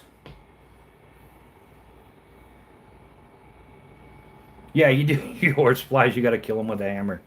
Yeah, I completely agree, dude. Or so yeah, they're like there's really no purpose for like what does anybody know like what purpose horseflies serve? Like are they an integral part of a certain food chain? Like you could argue that mosquitoes like oh yeah, they're a certain amount because like bats apparently they feast on the things, not enough. We might need more bats. But also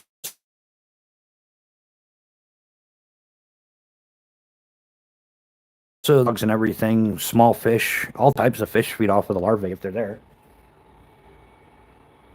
Oh yeah, Salvo. We got horseflies here. They're vicious. Um, I've had some. They bite you, and you'll have blood like running down your leg. Are you allowed to say that? I don't know.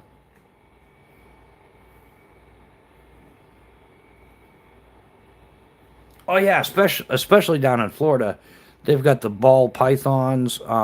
There's anacondas out there. The iguanas. What else? The plecostomus fish. It's like a type of bottom feeder. Those are destroying waterways all over the place.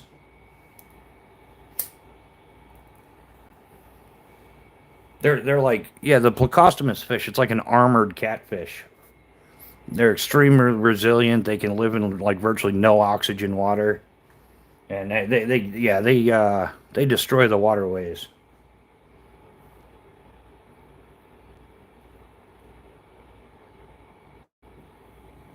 But yeah, so that's some of the therm stuff we've talked about, and yeah, I think Yeah, that's one of the things. It's kind of hard to maintain. Like trying to build a kit on YouTube. I think a lot of people get used to the endless gear on YouTube. Like I got 8 different brands and 5 products from each brand just to carry batteries. I only have 2. I have the Therm, the 2 that I just showed you, which is more than adequate. And then I've got the little Storacell for like AAAs and things like that. So yeah, those are the 2 companies I use for batteries is Therm and Storacell.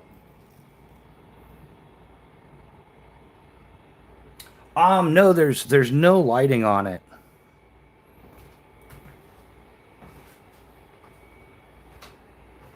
Yeah, unfortunately not. Yeah, there's no lighting whatsoever. Or on the other one. That would be cool though if they had like a little LED or something.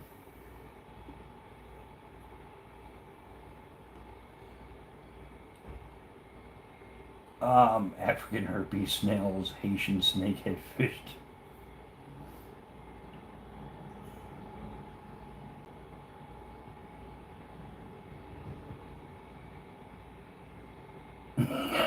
Yeah, yeah, chaos. You kind of hit the nail on the head with it. Yeah, there's that invasive invasion going on too. Unfortunately, yeah, I don't even know. Like, I don't know, man. It's one of those tough topics to discuss because some people are all for it, and then a whole bunch of people are totally against it. And if you say the wrong thing and hurt somebody's feelings, then they start the local smear campaign, and it's like, all right, dude, I don't know because I watch some channels on YouTube that discuss it quite a bit, and I'm like, well, they seem to be okay. Like, how does the math on that work? Like, I don't understand it. Like, yeah, if you're like against ICE, then half the country is like, yeah, we support you, and if you're for ICE, then half the country is like, yeah, we support you.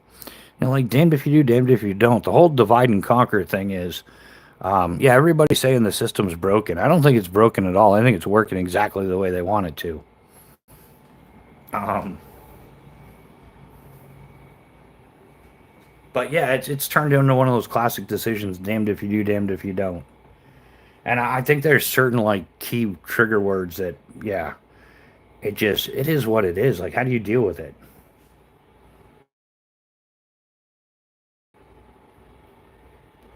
Like if you discuss the homeless situation in the country, like I discuss it because it's directly affected me. Like every place that I used to go camping within like a 15-mile radius of where I am has been taken over by homeless people. Not just taken over, but completely trashed as well.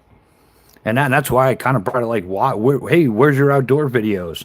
Oh, sorry, they've been taken over by the homeless population. Like, I'd love to be outdoors doing this stuff, but the number of unalived people they found in the local, like there's one place, yeah, it was a while ago. I was talking to Chaos about it because he knows the area. There's a little hiking trail behind an apartment complex, like one of those nature day hike type things. It's not, like don't even bother bringing your backpack kind of place. And a couple went out for their little nature walk, and somebody jumped out of the woods and blasted them both. Kapow, kapow. And yeah, they found there's another little patch of woods up the road. Just a couple weeks ago, they found a guy, 29 years old, homeless and deceased, and they left it at that. They didn't. It sounds suspicious, there's some suspicion there of it wasn't of natural causes. Yeah, and I've been to every spot. Like I used to camp this area all the time when I was in high school, like junior high and high school. And I went to every single spot that I ever went camping at, and they've all been overrun by the homeless except for one. And they put a giant parking lot and a Target there. So yeah, you can't camp there anymore, but you can shop there.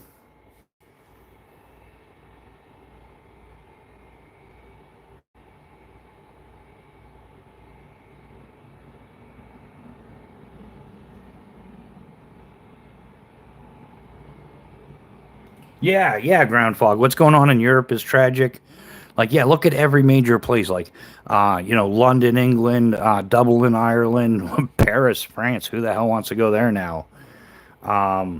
Yeah, and all the crime rates are up, and yeah, it wasn't I do believe that the saying diversity is our strength. Oh, that's totally true, but it doesn't apply to us. It applies to a certain group of people, and they've used it against every modern culture, every Western Christian culture there is.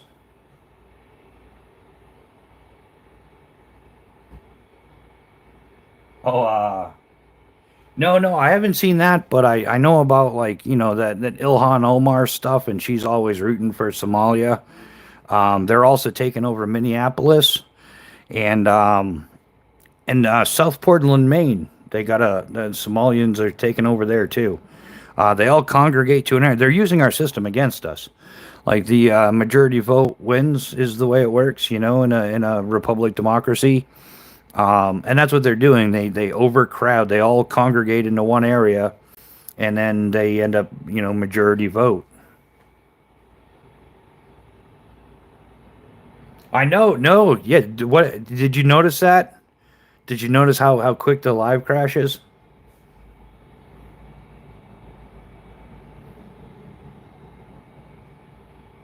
Pando Pix mods had me barred from his channel. Oh, Salvo. Yeah, he's right there, man. Yeah, that's something else you got to be careful of on YouTube. If you give the wrong people a moderator wrench and they don't like you, then they just start banning everybody from the channel. And if you're not paying like real strict attention to it, like if you're busy, that's why you have moderators so you can engage in the live. I can be showing you this and stuff, and if I miss some troll comment, then ground fogger. Well, one of the moderators can boop, you're gone. But there's a group of people out there, and you think you trust them, you think they're your friend, and you're like, yeah, man, I'll make you a moderator. And then you can drop links or do whatever as well. But they're really 100% against you, and they like sabotage your channel. Like I've caught them doing it, and yeah, it's an unfortunate reality of you. Like you think everything on YouTube is always like unicorns and rainbows, but because it's the fake internet world, and that's what you think. But it really isn't. There's a lot of cutthroat trash that goes on YouTube. Like I seriously, I had no clue of it. I'm like a social media like tech tard, and yeah, I had no idea that because when you're a subscriber, when you're a viewer, then everybody likes you because you're part of their clicks and views and their numbers and their ego. But if you become their enemy, if you're McDonald's across the street from Wendy's, Burger King, Checkers, and so on and so forth, now you're part of the competition. And if you say something that they don't like, then they retaliate. It's so like high school cafeteria. Which lunch table are you sitting at? It's um, tolerance when they are the minority. After that, things change. Yeah, yeah, exactly. Ground fog. Yeah, tolerance. Yeah, man, I totally agree with that. I still tune in your channel and just can't comment. Yeah, Bando, I can if you don't know how to fix that, I know how to fix it. Like we can jump on the phone later and I can tell you how to do that if you don't know how. Cuz yeah, I had to do the same thing. I had to figure out like cuz I had people that I talked to personally that are like, "Hey dude, why'd I get banned from your channel?" I'm like, "I don't know, why did you?" And it happened to me recently. I was in somebody's live chat, and a lot of these guys have seen me in other live chats in other places, and I'm always polite. I'm always courteous. I even refrain from keeping my opinion, about cheap Chinese knives and shit like that, because I'm just not a fan of those things.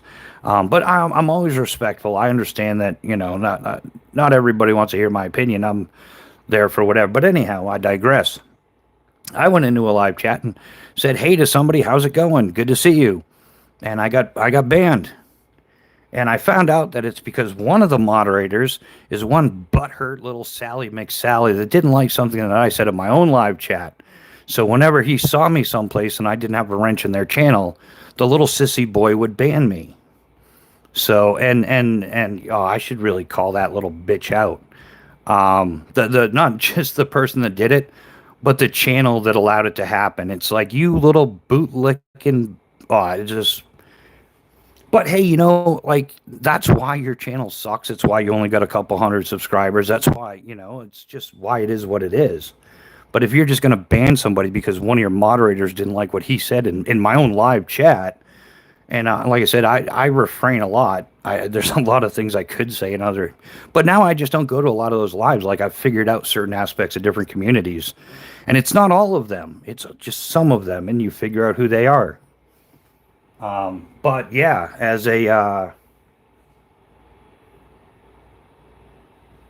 yeah, Bando, I'll definitely do that, man. Yeah, checkers does sound good right now, especially with a little hot sauce, right? I don't know. That's just me. I like. I throw hot sauce on just about everything. But yeah, so there's a lot of positive stuff that you can get off of social media. But like I said, there's that difference between being somebody who watches and being perceived as somebody else's competition. Which is, like I said, the irony is I in no way am going to compete with most of those channels that don't like me because they're the ones dropping the links for the Chinese knives. I won't give those guys the time of day. Like all the Chinese brands, the Civivi, the whatever. In fact, just last week, like next tool, there were another one of those. Like it looked pretty gimmicky. Like I just like it looked like pocket trash, and I didn't even decline. I just delete the emails.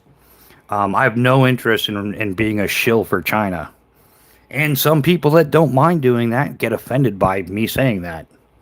Hey, if you want to shill for China, go right ahead, man. You're part of the problem, not the solution, though. Um, I actually take being a mod seriously. I want to get rid of the trolls. Yeah, yeah, but yeah, I've straight up caught people. No, nobody that has a wrench right now. But they'll come in and they'll like delete a bunch of comments and so that affects what's it called? Your chat rate. It affects your chat rate when they delete a whole bunch of comments. Plus, it takes from the overall interaction between the chat, and it's all how the algorithm grades your channel and everything. But yeah, they come in here and you think you can trust them, and you made them moderators, and that's why there's many people now that they don't even come here anymore because they have no power over it. Adventure 50, what's happening, man? How you doing? Welcome to the chat.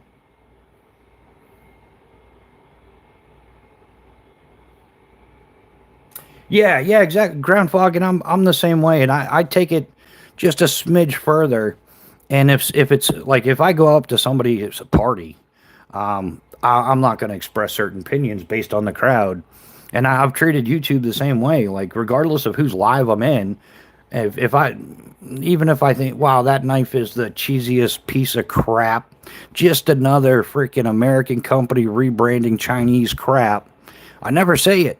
It's just like it's not on my live chat though. This is my opinion, and I'll say it. But I'm extremely respectful in everybody else's live chats. Always have been, always will be. Although it's less of a problem because I've figured out who some of those people are, and I just stay away from them because they're so cocky and arrogant. They brag about it during their live chat, like, "Oh, I was messing with so and so, and I did this, and that." And it's like, oh, okay, so I know you're the kind of person that does that, so I just steer clear of those people. Yeah, another day on this side of the dirt's always a good day, Adventure 50, man. How you doing, man? Keeping busy?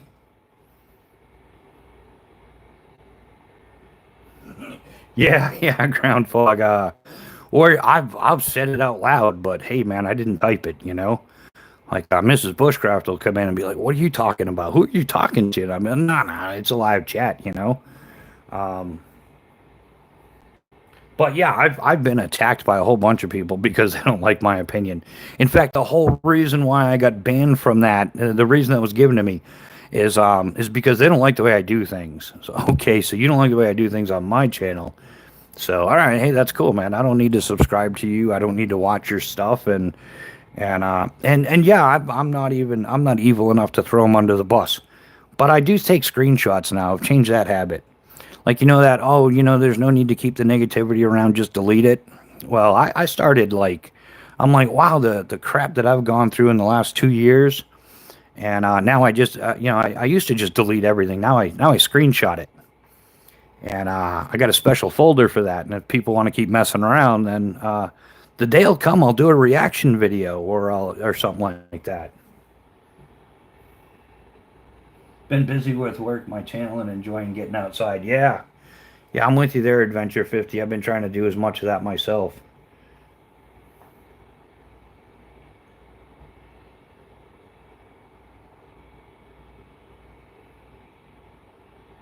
Oh, fly fishing, man, dude. Oh, that's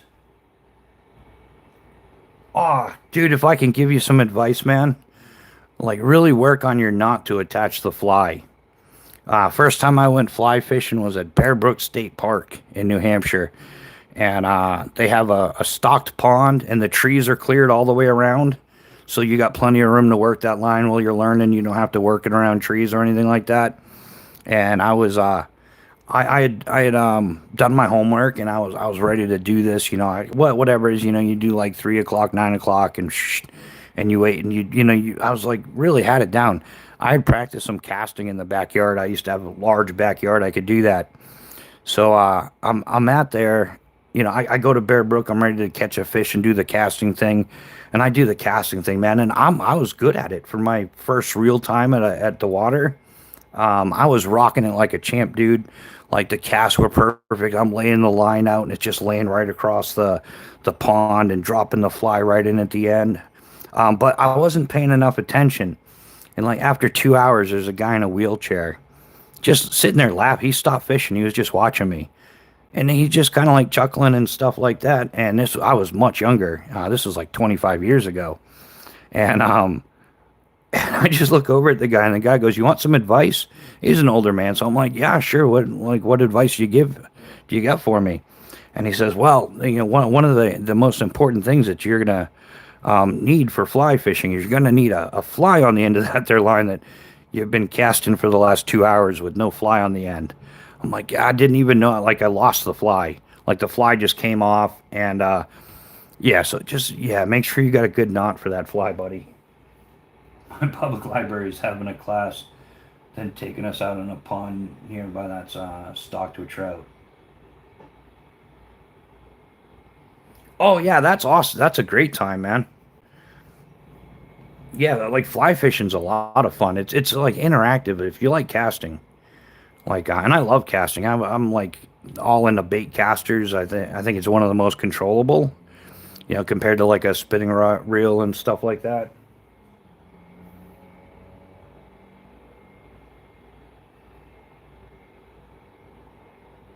Right, right. Yeah, yeah. I had all that. Don't bend your wrist and keep that straight. And yeah, what is it? The 3 o'clock and 9 o'clock or something? Or I'm left-handed though, so it's reversed. Whatever the hell that is. That river that runs through the center of Pennacook is a great place to fly fish. Is it? Yeah. What is that? The Suncook River? Oh man, I'm thinking that's what it is.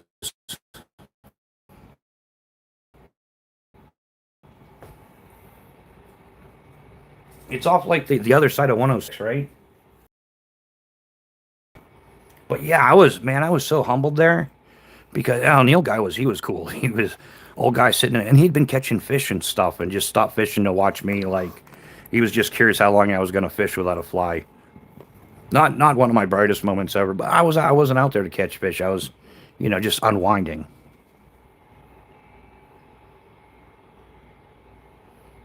So yeah, the big thing with the bail casting is thumbing the reel so you don't get a bird's nest. Yeah, that's it. Yeah, thumbing the reel and also getting the magnets and everything for the so you got the right amount of resistance based on your weight and setting up your bait weight appropriately. Oh yeah, I got a few birds nests, more than a few. I picked it up. My father was like in the bass fishing tournaments and stuff, so that was the cool thing to do. I think the worst thing I ever did was I switched over to braided line. And man, when you get a bird's nest, a good bird's nest on a bait caster with braided line, just pull out the scissors. I'm just respooling it. That's I'm done with it.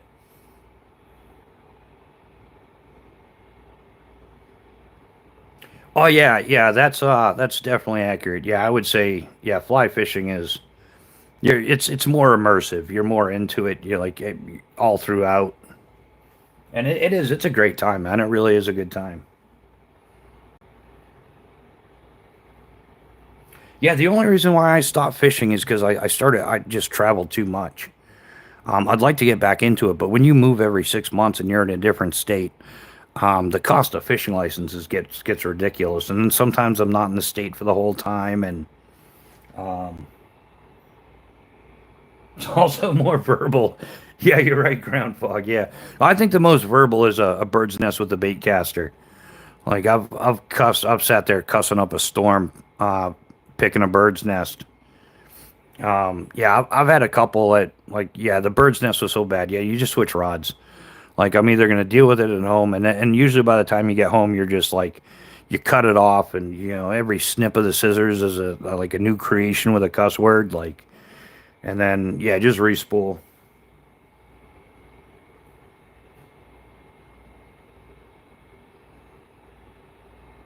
Actually, I'd like to look up the history a little bit on fly fishing, see how far that goes back, see what it involves. Like I think yeah, it's one of the earliest types of like fishing reel concepts. I don't know. I could be wrong. I don't know. Does anybody? Well, hell yeah, Adventure 50. If you're going to the library tomorrow, get all that intel. Hey, Adam Hayes, channel member. What's happening, brother? Welcome to the chat. How you doing tonight?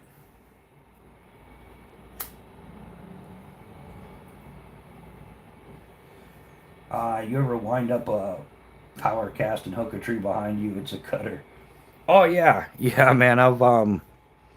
I've snagged more than a few trees. I think yeah, when I got older, that's where I got a lot of respect and appreciation from my grandfather.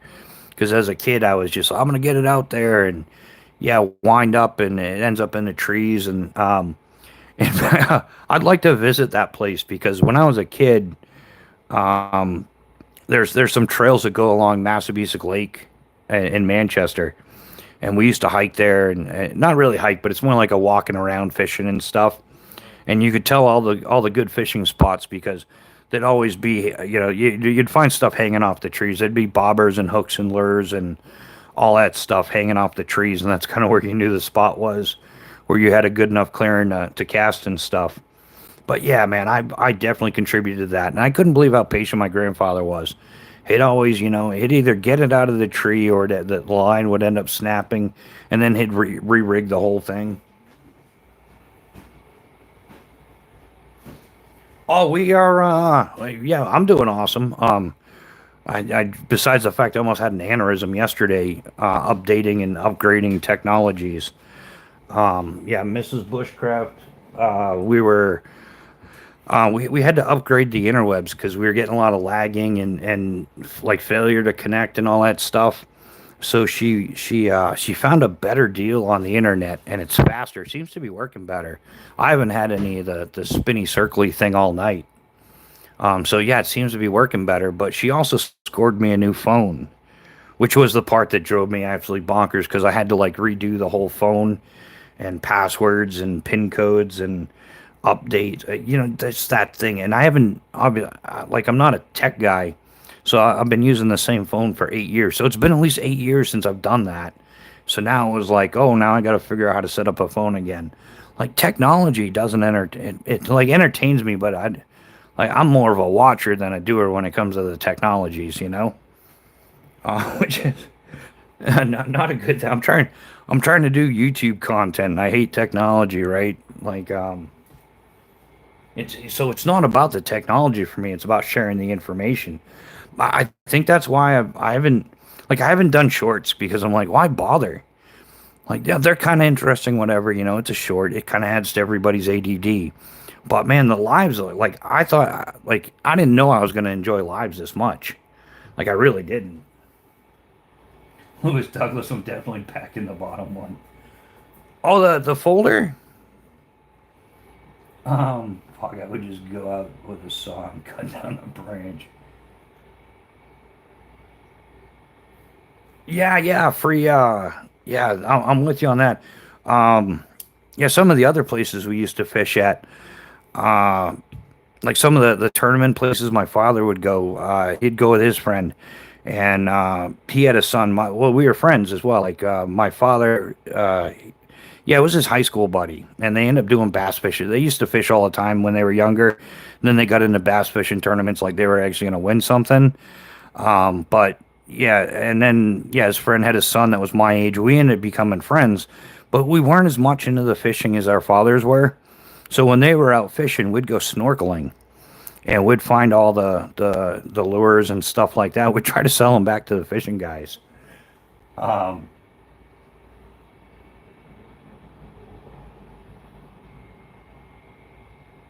yeah, let me just get caught. Make sure I didn't mess anything up.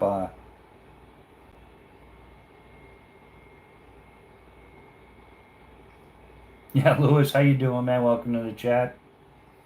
How have you been? I popped in one time and was curious about your favorite knife and was scrolling through shorts and you popped up again. Oh, nice, nice. That's awesome, Lewis. Well, thanks for stopping in again, man. Yeah, I'd say yeah, that's like my favorite knife versus um yeah, like my one and run kind of knife. Web shooter slings. What's happening? Yeah, I think if I could only do the choose one and be done, it would be this one. The Phobos knives Tier One BC. It's in Magna Cut. Has the ferrocium rod notch there, which is great. Throws sparks like a champ. Has the bow drill divot, which yeah, Pedro's around here. That's a if you're gonna try to do a bow drill fire, at least you got this piece done.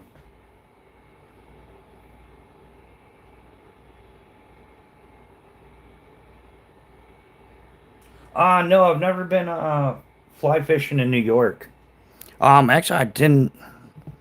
The only place I did any fishing in New York was Morch's Bay. We didn't catch anything. Caught a good buzz. I mean, I think we were doing more drinking than fishing. But yeah, I didn't really do any fishing, freshwater fishing in New York.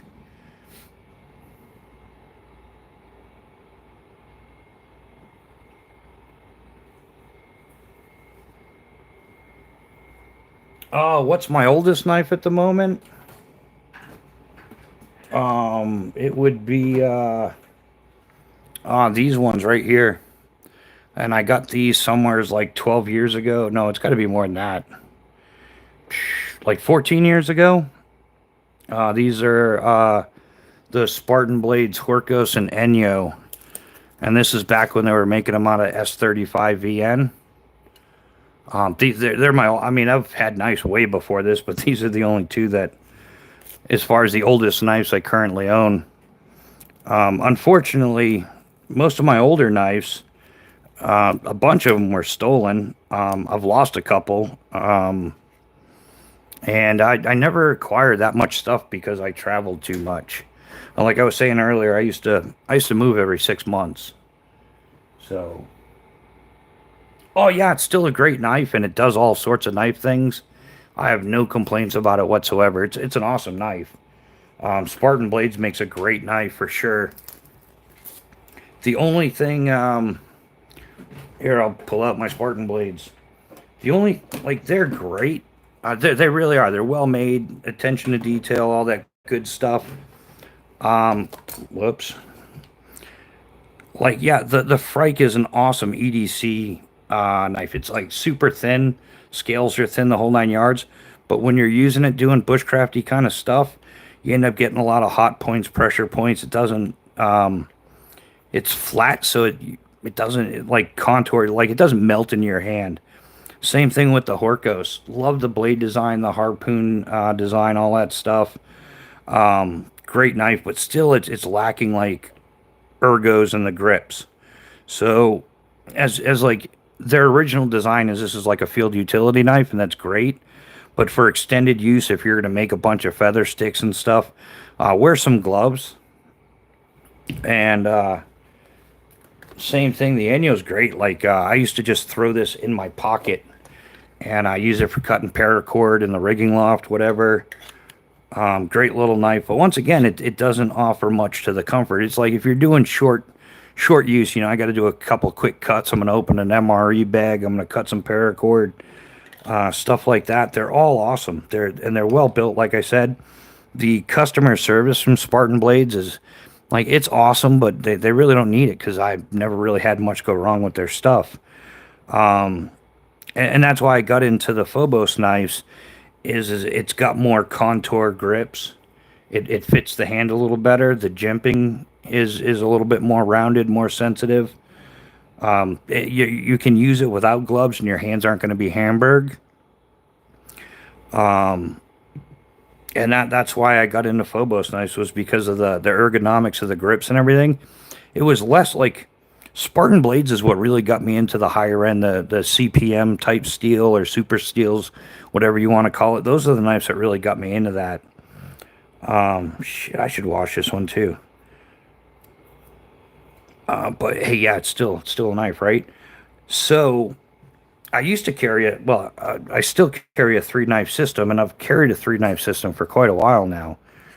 And that is kind of how this worked out.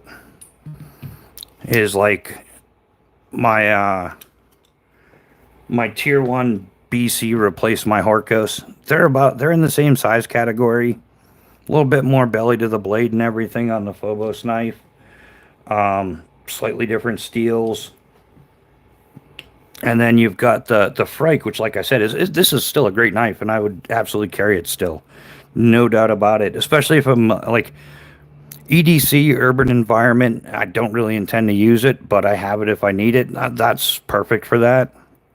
But the Calcula is what replaced the Frike. A little bit more of a knife, a little bit more of a like general bushcrafter for feather sticking, carving, notching, things like that. And then same thing with the Enyo.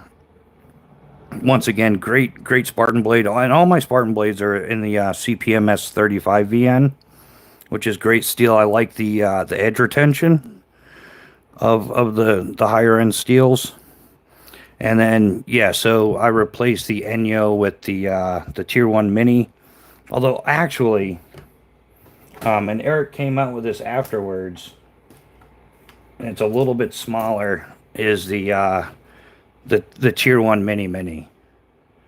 I like the skeletonized scales on it. I do have small hands, so like somebody with bigger hands, it might be a little on the smaller side. You can still choke up on it.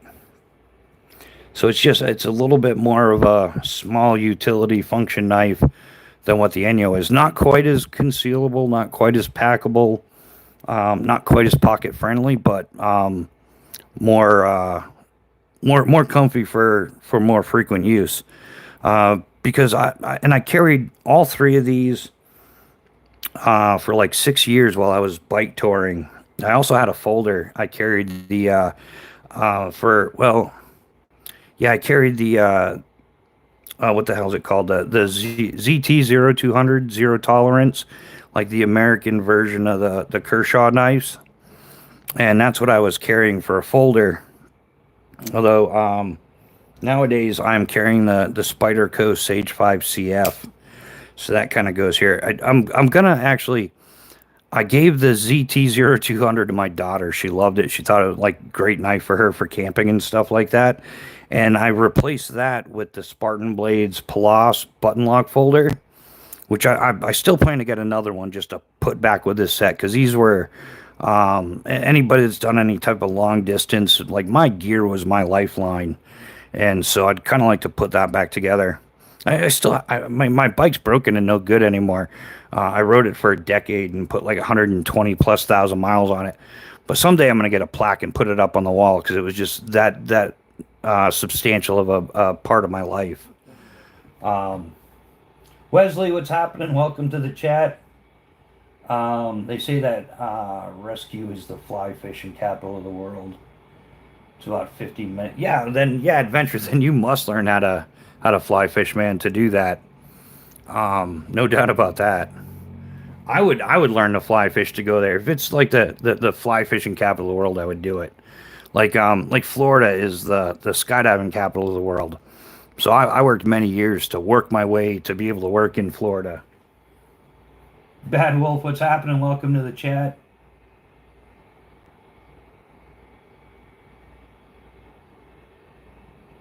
Yeah, yeah, Lewis. But the thing is, man, I rock the OCD. In fact, I'm next level. I have CDO, which is a lot like OCD, only we're better because we put that shit in proper alphabetical order the way it should be. And that's occupational side effect of being a parachute rigger. That was my job. That's how I made a living up until 2020. So, red crayons. Um,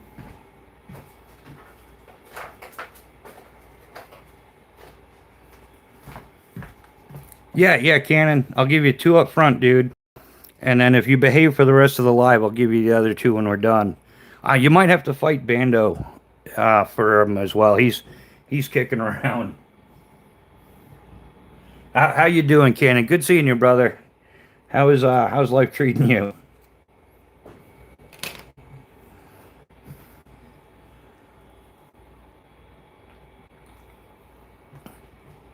Yeah, Bando's still kicking around. You might have to. We'll watch though. It'll be entertaining. Couple of jarheads fighting over some Crayolas. Yeah, for everything else, there's Mastercard. Outstanding. So yeah, so that's kind of where my knife progression went. Is I went from these three to these three. Very similar. I know I might have picked up a little. I'm no gram weenie, so I don't weigh stuff. I know I picked up a little bit of weight here and there, but I'm okay with it.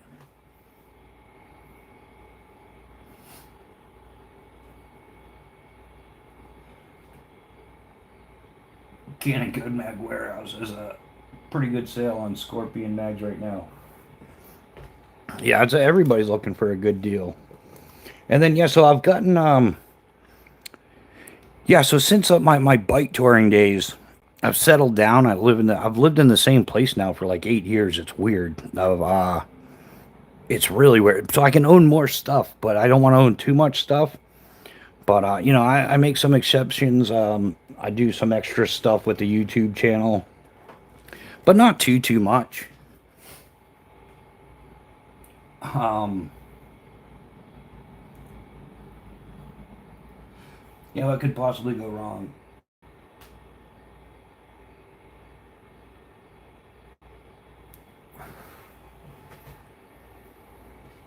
So yeah, I figure I'm gonna accumulate a couple. But for the most part, like I said, it's straight across the board. And some knives I've been very generously gifted in my life in the past since I decided to YouTube. Um, I'm friends with Phobos Knives. Eric Hansen, the owner, he sent me some knives to review on top of what I bought, and and I really enjoy his knives. I get into like I'm very much into them. I like the comfort and everything, and I kind of if it ain't broke, don't fix it.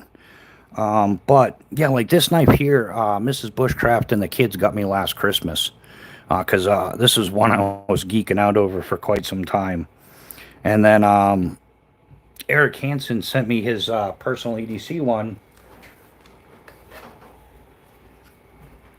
because I was getting into the carbon fiber grips.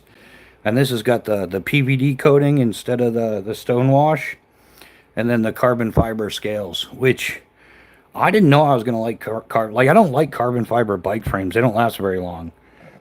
But carbon fiber knife scales, it's not so much. They're a little bit lighter. You can notice a slight weight drop. But what I like is the texture. The texture of carbon fiber is just it's kind of tacky, but not too much.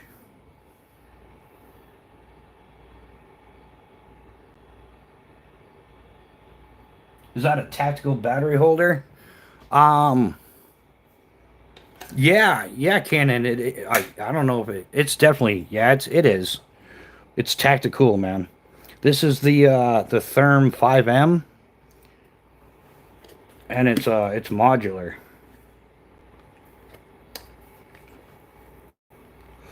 So they got an assortment of little pullouts. You can put like this fits. The top ones here will fit like 18 350s, and the horizontal ones will fit 18 650s, and they're removable.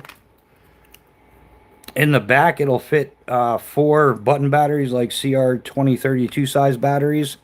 So for your optics and things like that. They also work on my bicycle pickups. Um, and it's modular. You can switch it out.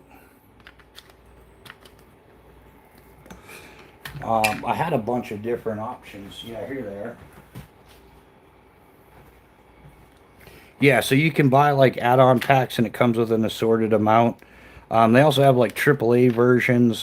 This will fit CR123As.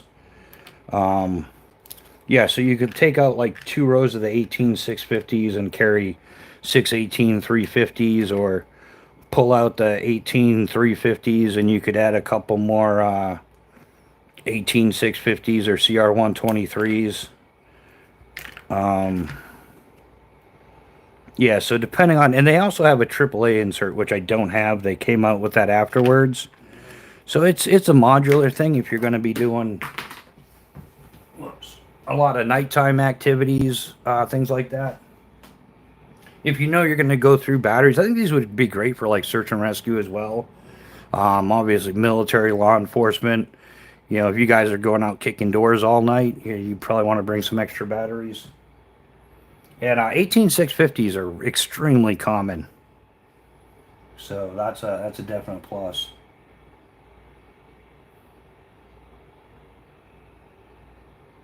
Yeah, just getting caught up on the comments, guys, making sure I didn't miss anything. And the other one that they have, and they make a version. This is for the 18 650 battery. They make one for the 51 200 as well, but you can stack a couple of CR123s in there, and this is watertight as well. Fits on a single molly row, obviously, and then kapow, there you go. And they come in like black, OD, flat dark earth, and orange, I believe. They've got some other ones as well I'm going to check out in the future, but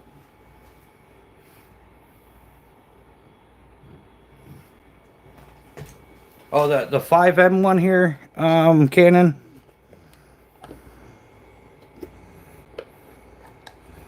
Yeah, this is sweet. It fits on a, I want to say 2x4 molly. 1, 2, 3, yeah, 2x4. But the nice thing is the molly setup's pretty flat. So if you don't want to throw it on your molly,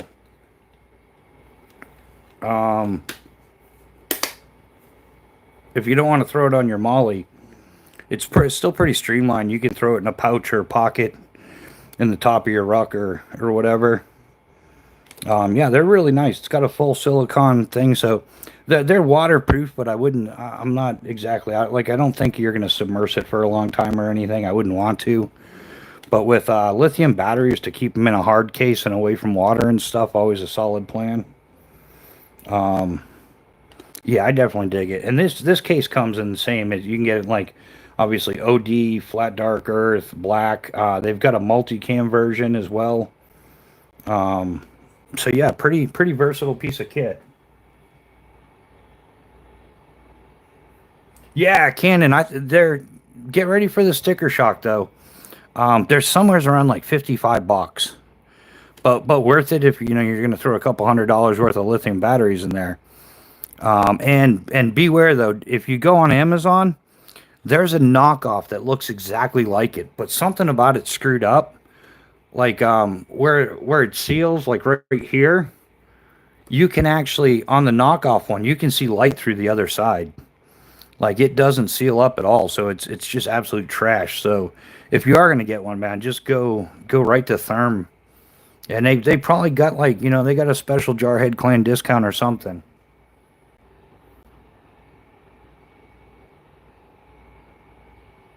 I would need like 5 of the battery holders. I'd buy Costco amounts of batteries.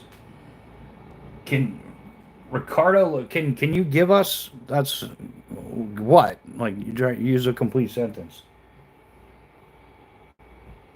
Diego, hey, welcome to the chat. How you doing?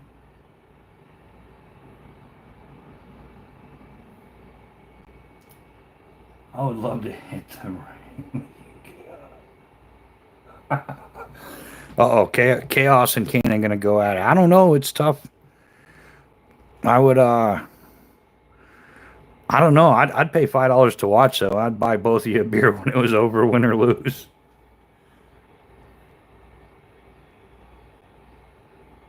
Yeah. What do you, Ricardo? What do you think? I'm the U.S. government. I just can't be giving stuff away all the time. I'm broke, man. Give us something, please. Yeah. Okay.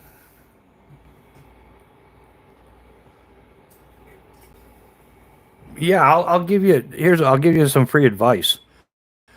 I wouldn't go around demanding people to give you stuff. I mean, you did come back with the please though, but I wouldn't go around begging for stuff all the time. Swooper Joey, what's happening, man? Swoops up, hit the beer line. How you doing, brother? How is life treating you, my man?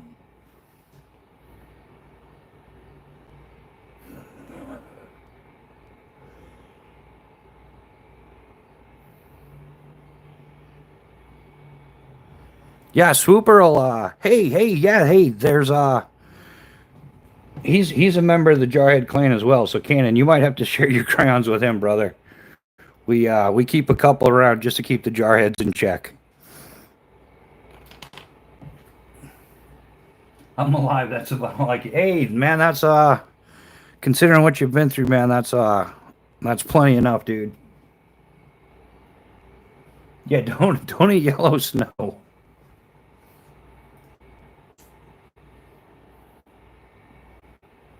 Yeah, wow, what next? Where were we? We were talking about knives and everything.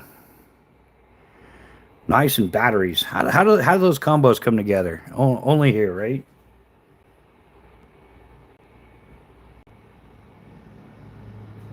Oh yeah, yeah, Joey, no doubt, man. It is always yeah. It's all like it's kind of nice at first. You get your meals delivered to you, and they bring you happy pills and stuff. But yeah, it gets old real fast, doesn't it? Sold the knife, hands washed. Bando, what knife did you sell?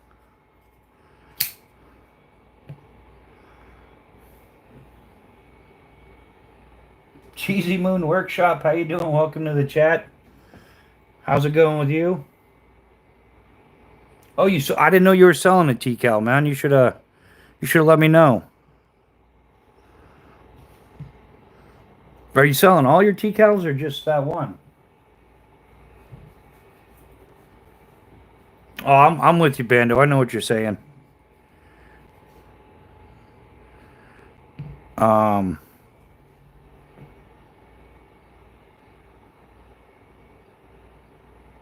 don't aloha at the snack bar. Yeah, that's solid advice there too. Or no, we always said Allen snack bar. What's this Allen snack bar everybody's always talking about? Like what kind of snacks they got? You have a piranha. Yo, yeah, that's a little tiny thing. Like that's like a this size knife.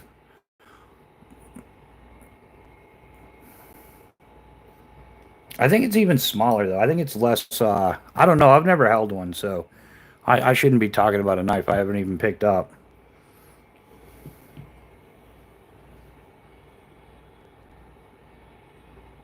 I gotta hoard them like a Twix bar in the field.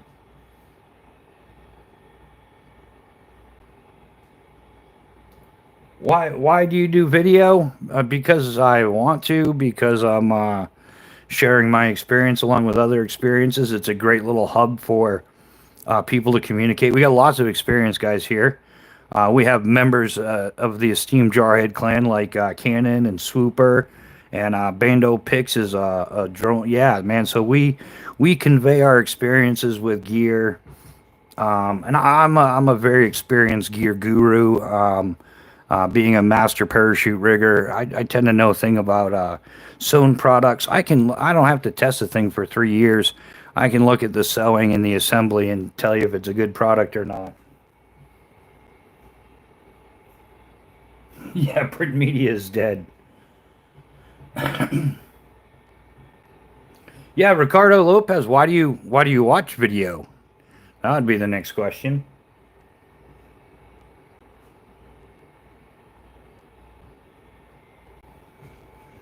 I'm not sure. My Stoic Innovations is gonna be here in a couple weeks. Nice. Yeah, yeah. Okay. I love.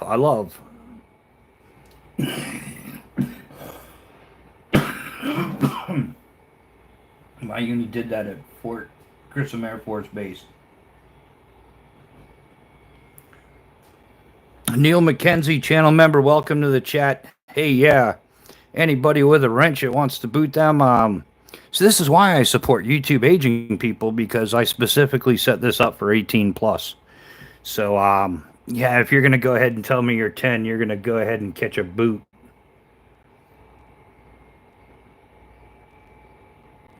Which button is it, guys? Oh, that button right there. Kapow, see you, wouldn't want to be you. Yeah. And what kind of parent lets their kids on live chats on Friday nights at 10:30 at night and you're 10 years old? I have a feeling he wasn't 10. I have a feeling he was trolling, but hey man, speaking of, we still have Troll Hunting Club patches for anybody who hasn't obtained them. We're down to like 22 sets. 22 sets, man.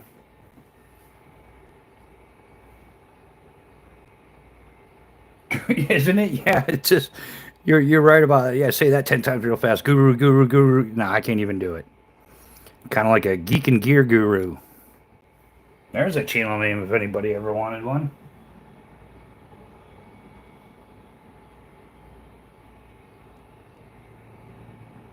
Actually, that was a team effort, man. Yeah, Chaos Theory deleted message. Ground Fog got one as well. Yeah, yeah, that was a team. That's good teamwork there. Ground Fog and Chaos Theory. You flanked them and pew pew, pew pew pew. Pew. Dropping the hammer on the trolls.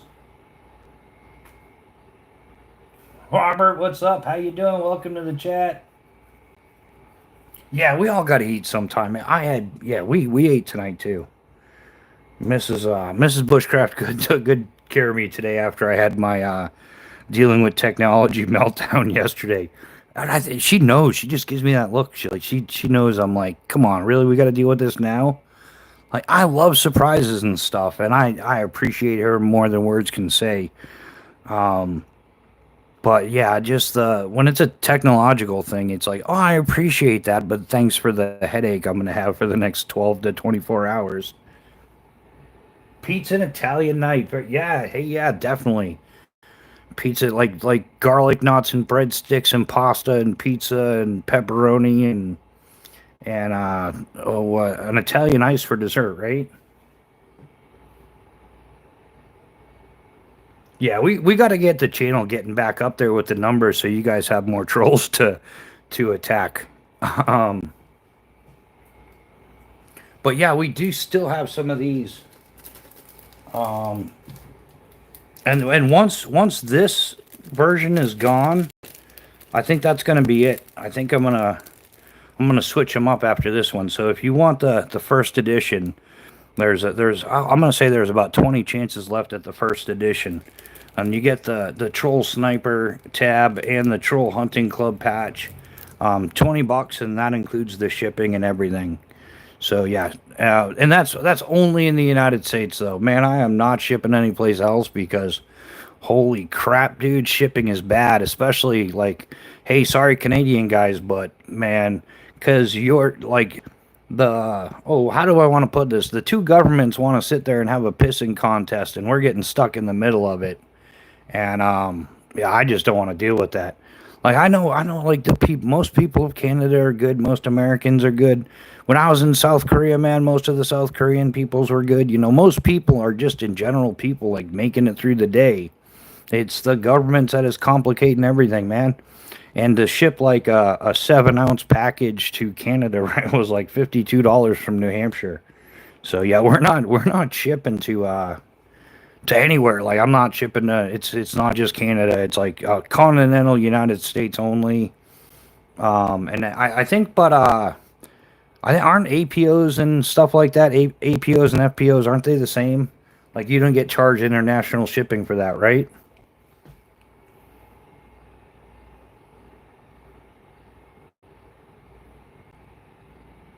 Yeah, exactly, Robert. And then we get stuck in the middle of it, and it's can do yesterday a small knife, OTF, and a Faro. Yeah, Caesar salad. I'm gonna have a cig for dessert with an espresso. That's awesome, Robert. I like how you throw the cig in there. But that's. Have you ever had like the dessert cigars? They have like blueberry flavored ones and stuff like that. I've had some of those. Those are great. But yeah, anybody interested in these? Are still got the fire starters. Those are two for $20 as well. Just shoot me like a DM on Instagram or send me an email, bushcraftrebooted@gmail.com. It's on the channel page, and we can sort it out.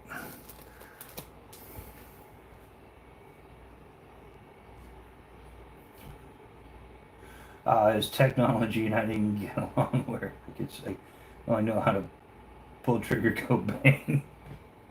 Yeah, I don't know, Cannon. The talk to text has come quite a long ways in the past few years. I'm not saying it's you. I'm just saying that technology has moved forward. Have you? Maybe have you tried being friendly to it? Maybe if it disagrees with you, you shouldn't like throw it and then blast it with something, or well, that's not what I said, and wrap it to some C4, and that's why I'm a mechanic.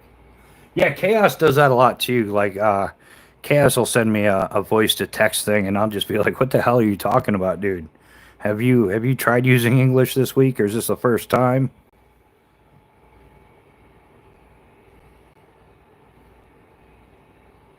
That's priceless, guys. What other knife do we have? I still have the yeah. This thing has been great, guys. This has probably been like my number one used knife this year. I've done everything in the kitchen with this. Like I just see this as the perfect camp kitchen knife on gear, and it is awesome, man. I was like slicing through racks of ribs, and just the other day with it. I should have done another rib video. People seem to like the ribs. Telling Alexa to fart is great. Um, I don't know. I don't have an Alexa. I have Mrs. Bushcraft to talk to. Although sometimes the Alexa might listen better. But oh, she's sleeping. I know. So hopefully she doesn't come back and watch this. Oh, but I know yesterday she was no, she knew what she was getting herself into. She brought me a new piece of technology. I think I handled it well. I was like, "Come on, really? Like, how's this crap work?" Like, I wasn't planning on doing this. I wasn't planning on doing that this year. Forget about today. Like, I was gonna run that phone until it like, yeah. I use a Civivi. I know. Um, bid for food prep. Hey, it's okay, Robert. See, that's the whole thing. It doesn't bother me what somebody else spends their money on. I really don't care. I have my opinion. I do what I want to do, and everybody else should do what they want to do. That's like the freedom of choice, freedom of opinion, freedom of speech. Like I just find it mind-boggling that, like we used to fight communism, now we finance it. That's all I'm saying. I'm not saying like buy a budget knife if you want to. I'm probably gonna buy a budget knife just to be like, here's a budget knife salute or something. I don't know. The tiny one looks nice.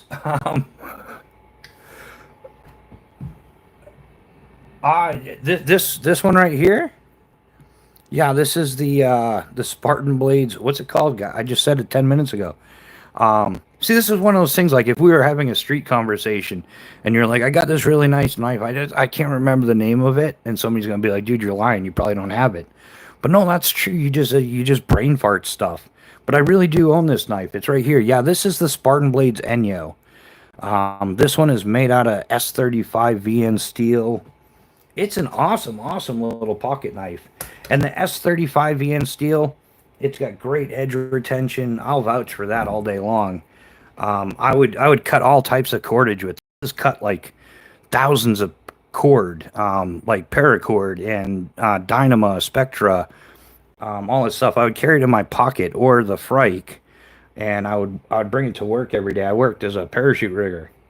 So this has cut every kind of parachute line, like heavy duty, yeah, like the HMA lines, all that stuff.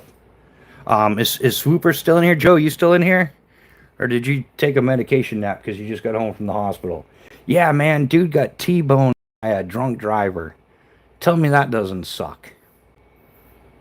Like that absolutely sucks. I mean, even when you get some happy pills out of it, but yeah, that absolutely sucks.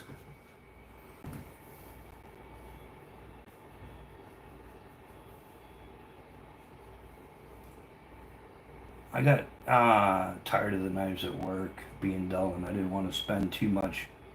Yeah, yeah, Robert, and that's totally where I agree with that. Like, if you're just gonna be cutting boxes open all day, like say you work in shipping and receiving, and that's kind of your job.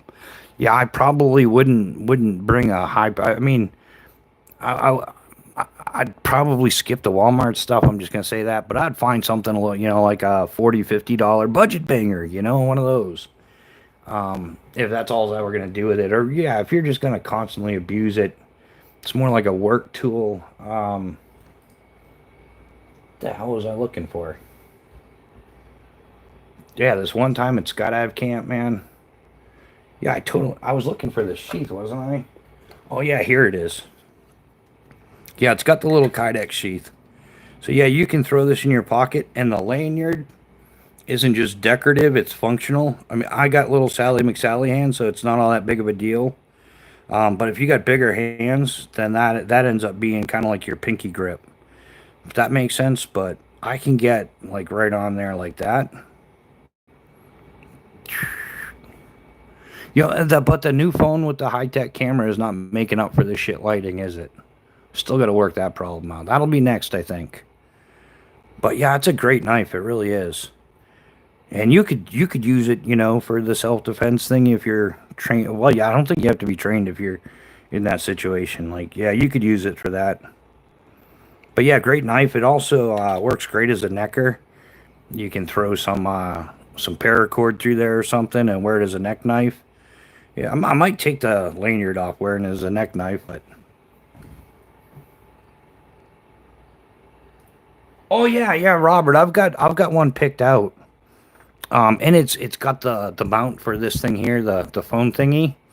Yeah, it's good, and it's got a stand and it adjusts like a light, like a desk light. It's got the spring loaded adjustments and everything. I use my Milwaukee Fastback for boxes. Yeah, I think I have one. I don't know if it's called a Fastback. Once again, here we go. I don't know what it's called, but I have one of these. Is this a fast walk thing? It's a little fold open.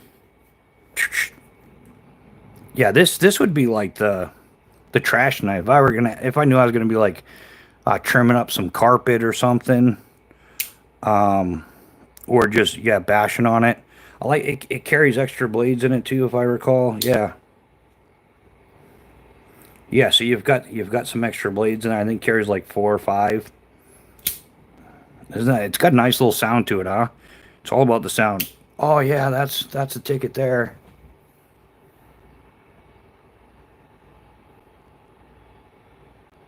Oh, this is the beefier version.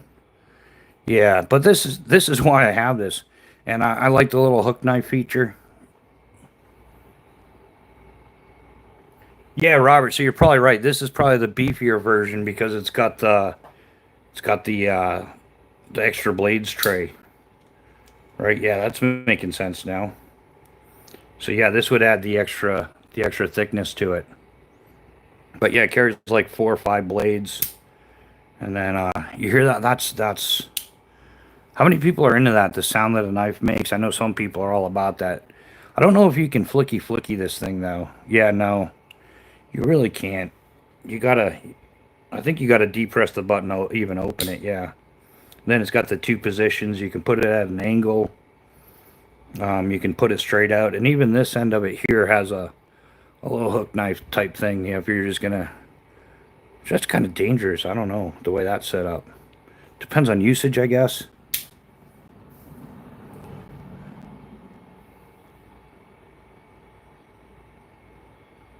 Yeah, that's what I got this for, is yeah, like a backup tool knife. I throw it in I have one of those power drills. And you pull it. It's like a screwdriver, but it has a motor.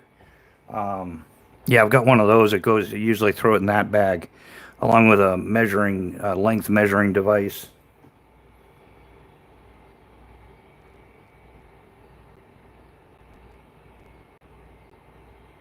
But yeah, I think we got this at the Home Depot because yeah, when I stopped traveling, I was like, hey, I could probably buy some tools. So we went to the Home Depot and I bought, some essentials. Like the screwdriver. It's got different attachments too. Like I said, I've got the powered screwdriver as well. That's what the cool kids have. I got some of these, plier things. Good tool to have, right? It's a nipple twister. Oh, can you say that on YouTube? I don't know. But we did, so that's cool. I got this one. It says 11-in-1, but I haven't figured out the 11 part yet. Because, it comes apart like this. Then it has a bit. So, maybe. So, but that's still only 2, 4, 6, 8. I don't know where the hell they came up with 11. I've only come up with 8. Because each of these bits, you can flip it. It's a different one, like a flathead or a Phillips. And then you've got 2 sides to this. So that makes 4. Right? Same thing on this side. But this is no, this one you can't flip. How cheesy is that? So it's really only 6. But it says 11-in-1. This is marketing scam.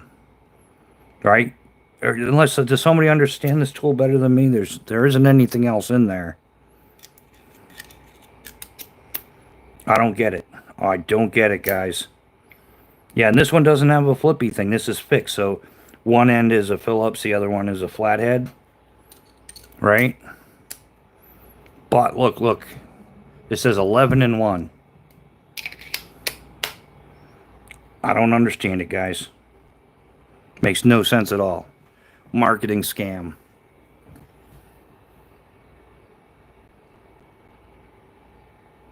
Chaos, it's not a tool, though. Is that... Oh, I think I know what you're saying. Okay, so we're at 6. So if this... No, these are the same. No, these are... All right, yeah. 2 points for Chaos. I see what you're saying now. You could use this end as like... yeah. As a socket. But there's only 2 of them, man. So on this one, we got 4 tools. On this one, we got 2. And this is 2. So 4, 6, 8. Where's the other 3? I'm calling bullshit. Dude, you got to find 3 more tools.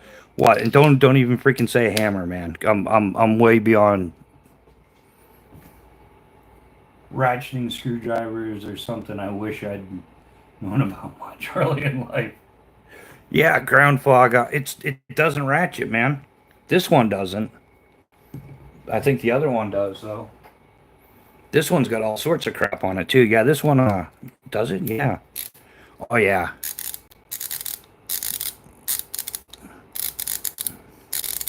They should put more stops in there. It would sound better.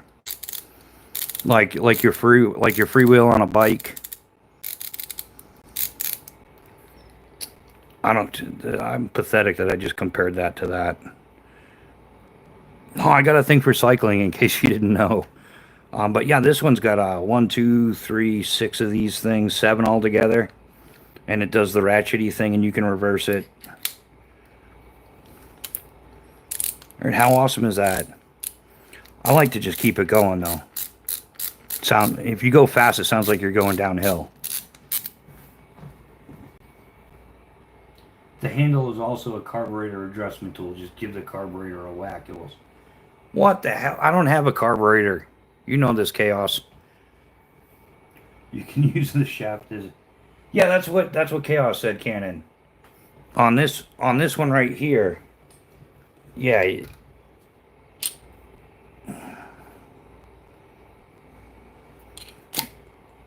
Or this part. Is this a tool too? If I get my finger stuck in here, dude.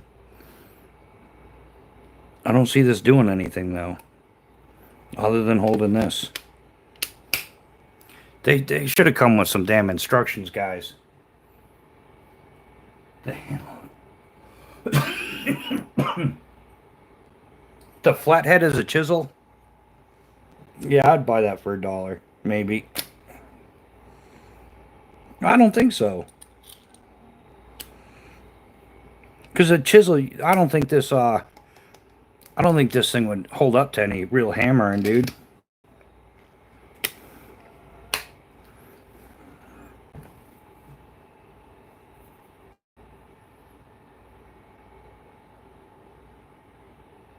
Right. Oh, I caught that one just now, Robert. Yeah, let me get caught up on the comments here. Yeah, I might be getting the Ned Foss OTF utility knife for fun. Yeah, Robert. There's some fun stuff out there, no doubt about it. Like, I'm all about gimmicky stuff as well. Like anybody into the lock picking. What's the name of the company? Covert Instruments. They got this like a little gravity, like a gravity knife, but it's a lock pick. You just flick. That's cool. Well, that's a handy dandy thing to have. But yeah, so I've got like basic tools. That's it. I've probably got more knives than I have hand tools, believe it or not. But last time I had a bunch of tools was when I owned property, and I don't own property anymore. So I really don't see the point in that. Oh, Robert, you use Covert Instruments? I've been looking into their stuff. I'm kind of getting into the lock picking. I'm not kind of. I am. I'm getting into it. I can see me going down that rabbit hole just because it seems like a fun thing to do. And I got wicked lucky. Wicked wax. Don't forget your wicked wax, guys. But no, I got wicked lucky, and I won a little giveaway. It's not a little one. It's really cool stuff. If rock out with your lockout, you guys have seen him here before in the lives and stuff. He was having a giveaway, and kapow, and I won it. So it's this little like credit card size wallet. But wait, there's more. This is like some James Bond level cool shit here, right? Like if you know anything about lock picking, got a couple little turning tools. Put them wherever you want, you know. But check this out, ready? Pow! It's got these lockpick things. Little like, you know, and people can pick locks with these. I can't yet. I don't have that kind of skills. But there's some like nice little locking picks here. Like small size. I mean, I've been looking into it. I watched some of the channels too. Obviously, rock out with your lockout. Bando picks. He used to do a little picking. Who else do I watch? New House Lock and Key. He's got some good stuff. But yeah, check this one out. This is the cool one. Ready? It looks like one lock pick, but wow. Look at that. Look at that. You got 4 little lock picks, you know, like you're picking locks. You've got 4 choices. I don't know which ones they go to, but that's going to be a winter project this winter. Is learning a little bit more about lock pick. And I have like one lock and I messed around with it a little bit. And here's some different lock picks. Once again, this is like a little 4 stack. It's got like a little hook. I don't know, what is this, like a quad curve thing, a quad. You know, it's got the bling bling in the kit. Yeah, ground fog. I know you watch some of those channels, right? What's some other good? There's Lady Locks. There's Rock Out with Your Lockout, New House Lock and Key, G Key Man. Yeah. There's some. It's a nice little community too. There's Matt's Lock Shop. He's a prior airborne guy too. So cool checking him out. Here's another little turning tool. And when we figure out how to, I don't want to give instruction on this because I don't know what I'm doing. But that's the cool part about starting a hobby. And it's highly unlikely that this one's going to put me into a life harming situation. There's a thing going on like lock sport, and they like rate the locks like a martial arts belt, like white belt, yellow belt, green belt, blue belt, whatever, like that. And you pick locks, and they get together and they geek out on gear, which I like geeking out on gear. Obviously, I geek out on gear sometimes. I don't even know what the hell it is. Like sometimes you see something, you're like, "That's awesome! I got to get me one of those." But yeah, there's more, and then there's some basic stuff over here, right? It's got a little hair clip thing. That's supposed to be for picking locks. I don't understand how though. The paper clip, great, classic. You do a little handcuff key or something. Some bobby pins, just like Fallout, right? Got some bobby pins, and then there's a couple little like real midget-sized lockpicks here. Look at how small that thing is. Now that's cool. You can yeah, so I've been watching and trying to learn, and they're great. Like I'm usually like really honest if I go into something new. I just tell them like, look, I've never done this before, but I'm really interested, and then they know you're not trolling either. Like I'm asking stupid questions because I'm stupid. I'm not asking stupid questions because I'm trolling. If that makes sense, right? Robert, some locks you can actually smack really hard and they open hurts though. Yeah, you knock the pins or something. That makes sense. I'm starting to understand how some of that stuff works. You watch, listen, ask questions is great stuff.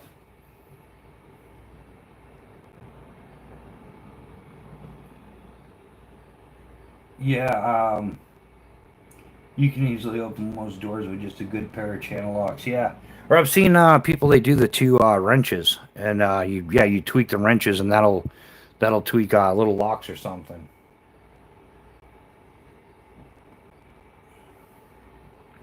But this is like the James Bond level pocket size spy kit. It's a great little kit. Also, Matt's Lock Shop, he's used because these are like credit card size. I've been looking into Grim Workshop. I've kind of been on the fence with that place for quite a while now. Definitely a year and a half or so. But I talked to Matt's Lock Shop, and he uses the Grim Workshop lockpick cards. He says they work great. Like obviously, if you know how to use them right. But yeah, so there's room. You could throw in some other little stuff to, that this is how we celebrate diversity on my channel. Is we get a wide array of lockpicks, and look at the diversity of my knives here. We not only have little knives, but we have big knives, and we have shiny knives and dull knives, and we've got PVD and DLC. We even have a folding knife. But yeah, this is a very cool kit. And I guess you can get it in black as well. But yeah, the brown is great. So this is going to be like in the winter thing because, yeah, my hip doesn't enjoy cold weather anymore. So this'll be a winter project. I'm going to look into getting a vise and stuff. And hey, Robert, it's only QVC if you have a link. And I don't have links for any of this shit. So the only thing I do have links for is Vargo titanium, Grail, Grail water presses, and Grim Workshop, and that's it. Yeah. No, I'm sorry, Blackout Coffee. So, but yeah, Blackout Coffee, man. John Santos is a really cool dude over there at Blackout Coffee.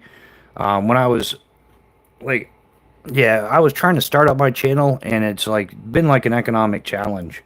So I was able to talk with them, and they worked out an ambassador deal with me. 0 videos, 0 subscribers. We talked some shop. We made sure that they didn't want to make sure they were teaming up with Dylan Mulvarney, if you know what I'm saying. Like we wanted to have some solid American values and things like that. And I'm a huge supporter of U.S. companies. Always have been, always will be, as much as possible. So yeah, he hooked me up with an ambassadorship. And that's all I currently have. That's it. I talk with JT at Full Tank Tactical. because I'm a parachute rigger. I like being involved with sewn products. I've known Eric Hansen of Phobos Knife since 2019. So yeah, to me, like starting out, like when I was watching other YouTube channels and wow, they do this and that, and they work with this company or that company. I was talking to Miss Bushcraft. Wouldn't it be awesome if I did good and as a YouTube channel and stuff and could work with Eric Hansen? That would be awesome, and that came to be reality. So, but I don't have an affiliate link with Phobos Knives. It's something I use, something I recommend. I highly recommend him. He's an awesome guy. He's a 22-year veteran of the U.S. Army Special Forces. He was an 18 Delta Special Forces medic, and now he makes outstanding knives. So yeah, I support companies like that 110%. Yeah, yeah. So a lot of what I do, like I buy my stuff from Full Tank Tactical. I bought this chest rig and stuff.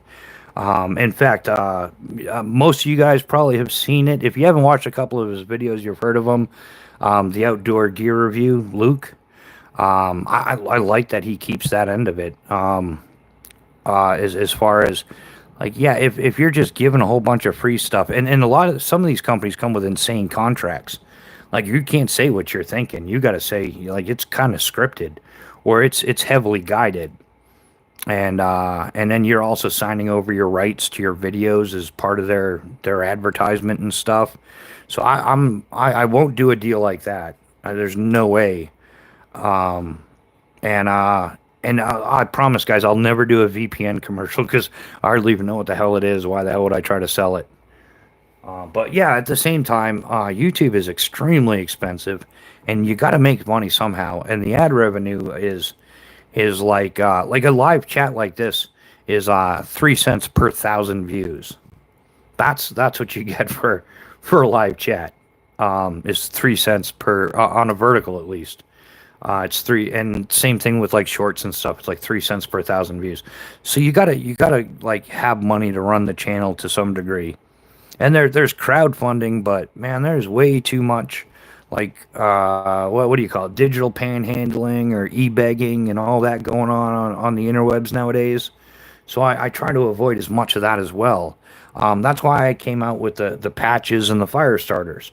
Rather than being like just another dude on the internet that thinks he's entitled to your money, saying, hey, give me something for nothing, I'd rather give you something for something. You see how it's a fair exchange? And I try to even keep the prices as low as I can. And like the fire starters I do for, like, yeah, two for $20. So you get two. Everybody else sells them like 11.95 a piece, so they'd be like 24 bucks. But if I only sell one of them for like 10 bucks, the shipping eats like shipping starts at like 6.50, 6.95, something like that, and goes up. So if I sell two, then I make a few bucks for the channel. That's how I afford to do the stuff on the channel, and you get some quality fire starters. And we've tested hundreds of these, so we know it's something for something rather than hey, just because I'm just another yapping person on the interweb, I don't think I'm entitled to anything. So yeah, and I'm repurposing my skills as a parachute rigger. I know a bit more than the average person when it comes to sewing. So my real forte is going to be sewn products. I'm looking forward to doing more with Full Tang Tactical. I have spoken with him about some different things, some design concepts, and he has offered to give me a discount, so I can afford to do more because I'm going to use this stuff anyhow. Like I have to buy a backpack if I'm going to go out backpacking, right? So that's kind of where I'm at with that stuff. Um, yeah, that's the direction this channel's heading in. It'll definitely grow as the channel gets bigger. We'll get more and more into it. If I could, I'd order the entire lineup from Full Tank Tactical. I have almost the entire lineup from Phobos knives. What am I missing? I'm missing the tomahawk, the combat tomahawk that he's got there. That's the only thing I'm really missing from Phobos knives at this point. I even have a custom knife from Phobos as well.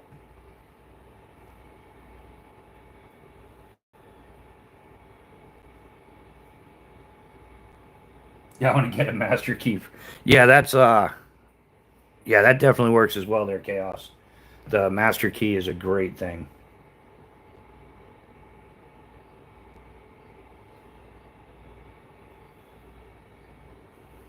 But yeah, so I do promote not just American products, but quality products.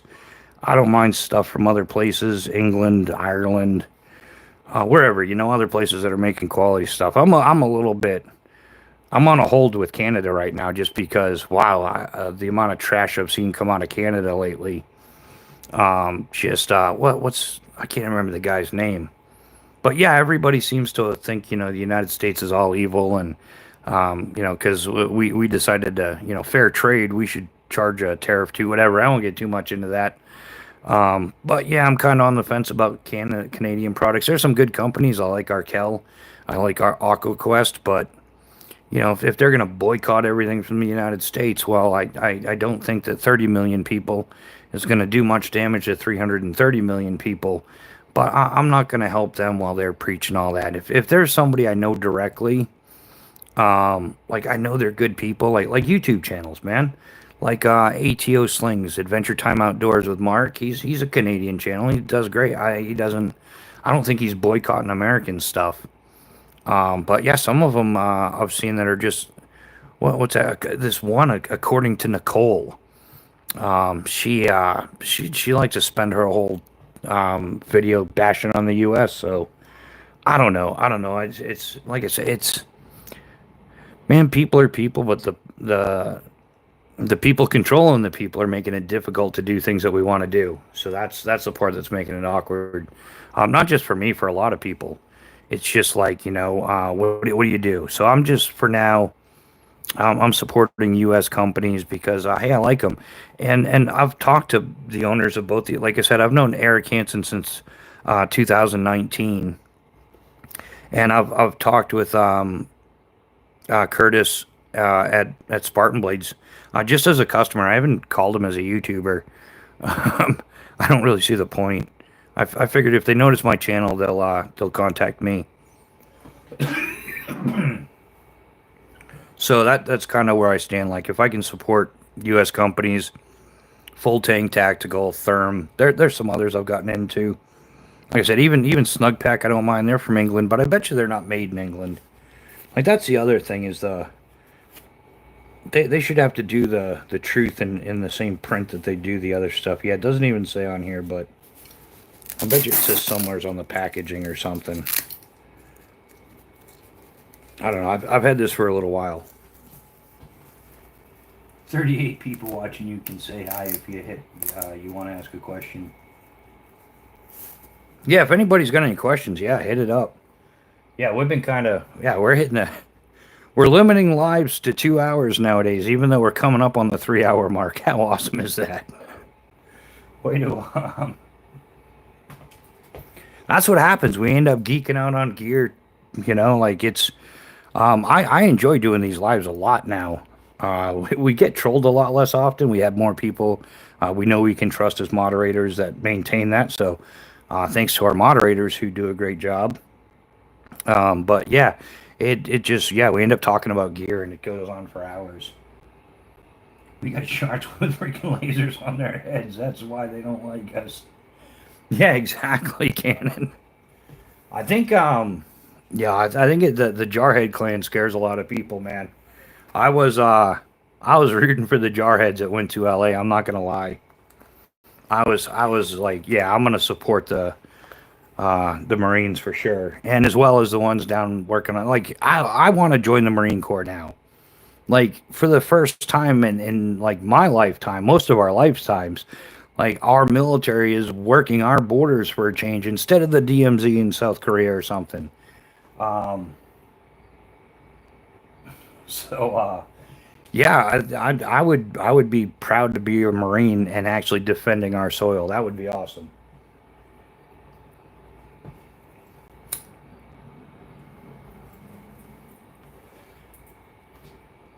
But yeah, we'll give it a couple more minutes here. Yeah, our next live, we're still starting lives Saturday mornings at 7 a.m. and 0700 for our military friends.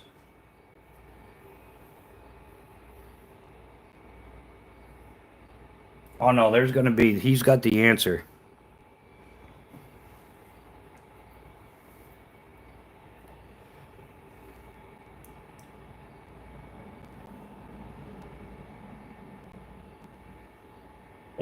What's well, what's the answer, Cannon? Or you thought you what that was classified intel or something?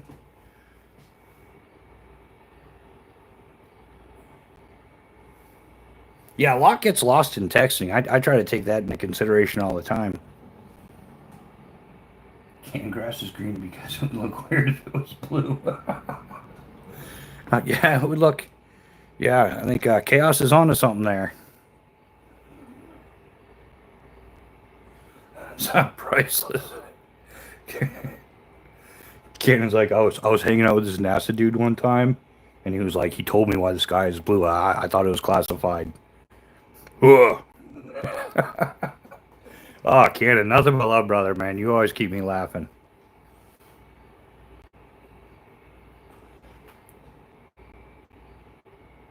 But yeah, guys, I think I'm gonna wrap this one up. Yeah, we've gone a few minutes over our 2 hour live chat time. We're actually over 3 hours now, but I'm gonna wrap this one up. And I got a few messages to send and probably a few calls to make. Um, yeah, I don't know, Chaos. I think it'd probably give you a run for your money. But yeah, guys, we're gonna wrap this one up. Thanks everybody for hanging out. Thanks to the moderators for keeping. Well, it's just not keeping the not only keeping the chat clean, but we have fun connecting boot to ass when it comes to the trolls. Yeah, Robert. Hey, thanks for hanging out as well. Yeah, guys, Sunday morning, 7 a.m. is our Sunday morning Bushcraft Brew Crew, and it's random conversation. There's not really too much official that goes on Sunday mornings. Yeah, exactly. Yeah, Neil, what's another 2 or 3 hours? I think yeah, I think once winter hits, I'm gonna start doing some longer ones. I was doing that this previous winter. So yeah, once he but yeah, I like getting up early on Saturday and getting out doing stuff. So yeah, once it starts dropping off the once the cold weather starts rolling in. Yeah, short bus social. Yeah, that about sums it all up. Especially we seem to be. It's got to be a short bus special. We keep attracting the Jarhead clan like crazy. Like we seem to pick up a new Jarhead every week. But they're all like, "Yeah, man, we're cool with the short bus as long as it comes with a mod deuce." But yeah, guys, have an awesome, awesome night. Have an awesome weekend or have an awesome Saturday. We'll be back, like I said, Sunday morning, 7 a.m., 0700 hours. And yeah, coffee and a social, guys. Yeah, thanks everybody for hanging out. Thanks for smashing the like button if you did. If you didn't, you suck. No, I'm just kidding. But yeah, guys, have an awesome time. Get out, do some fishing, some hiking, some biking. Enjoy the weather while it's good. Except for maybe Neil. Neil, you stay in during the day, man. It gets stupid hot there. Yeah, nighttime is better where you live, at least for me. But yeah, guys, thanks everybody for hanging out. This was another awesome live. We had it's been real, it's been fun, it's been real fun, and we will see you on the next one. Love y'all. Good night.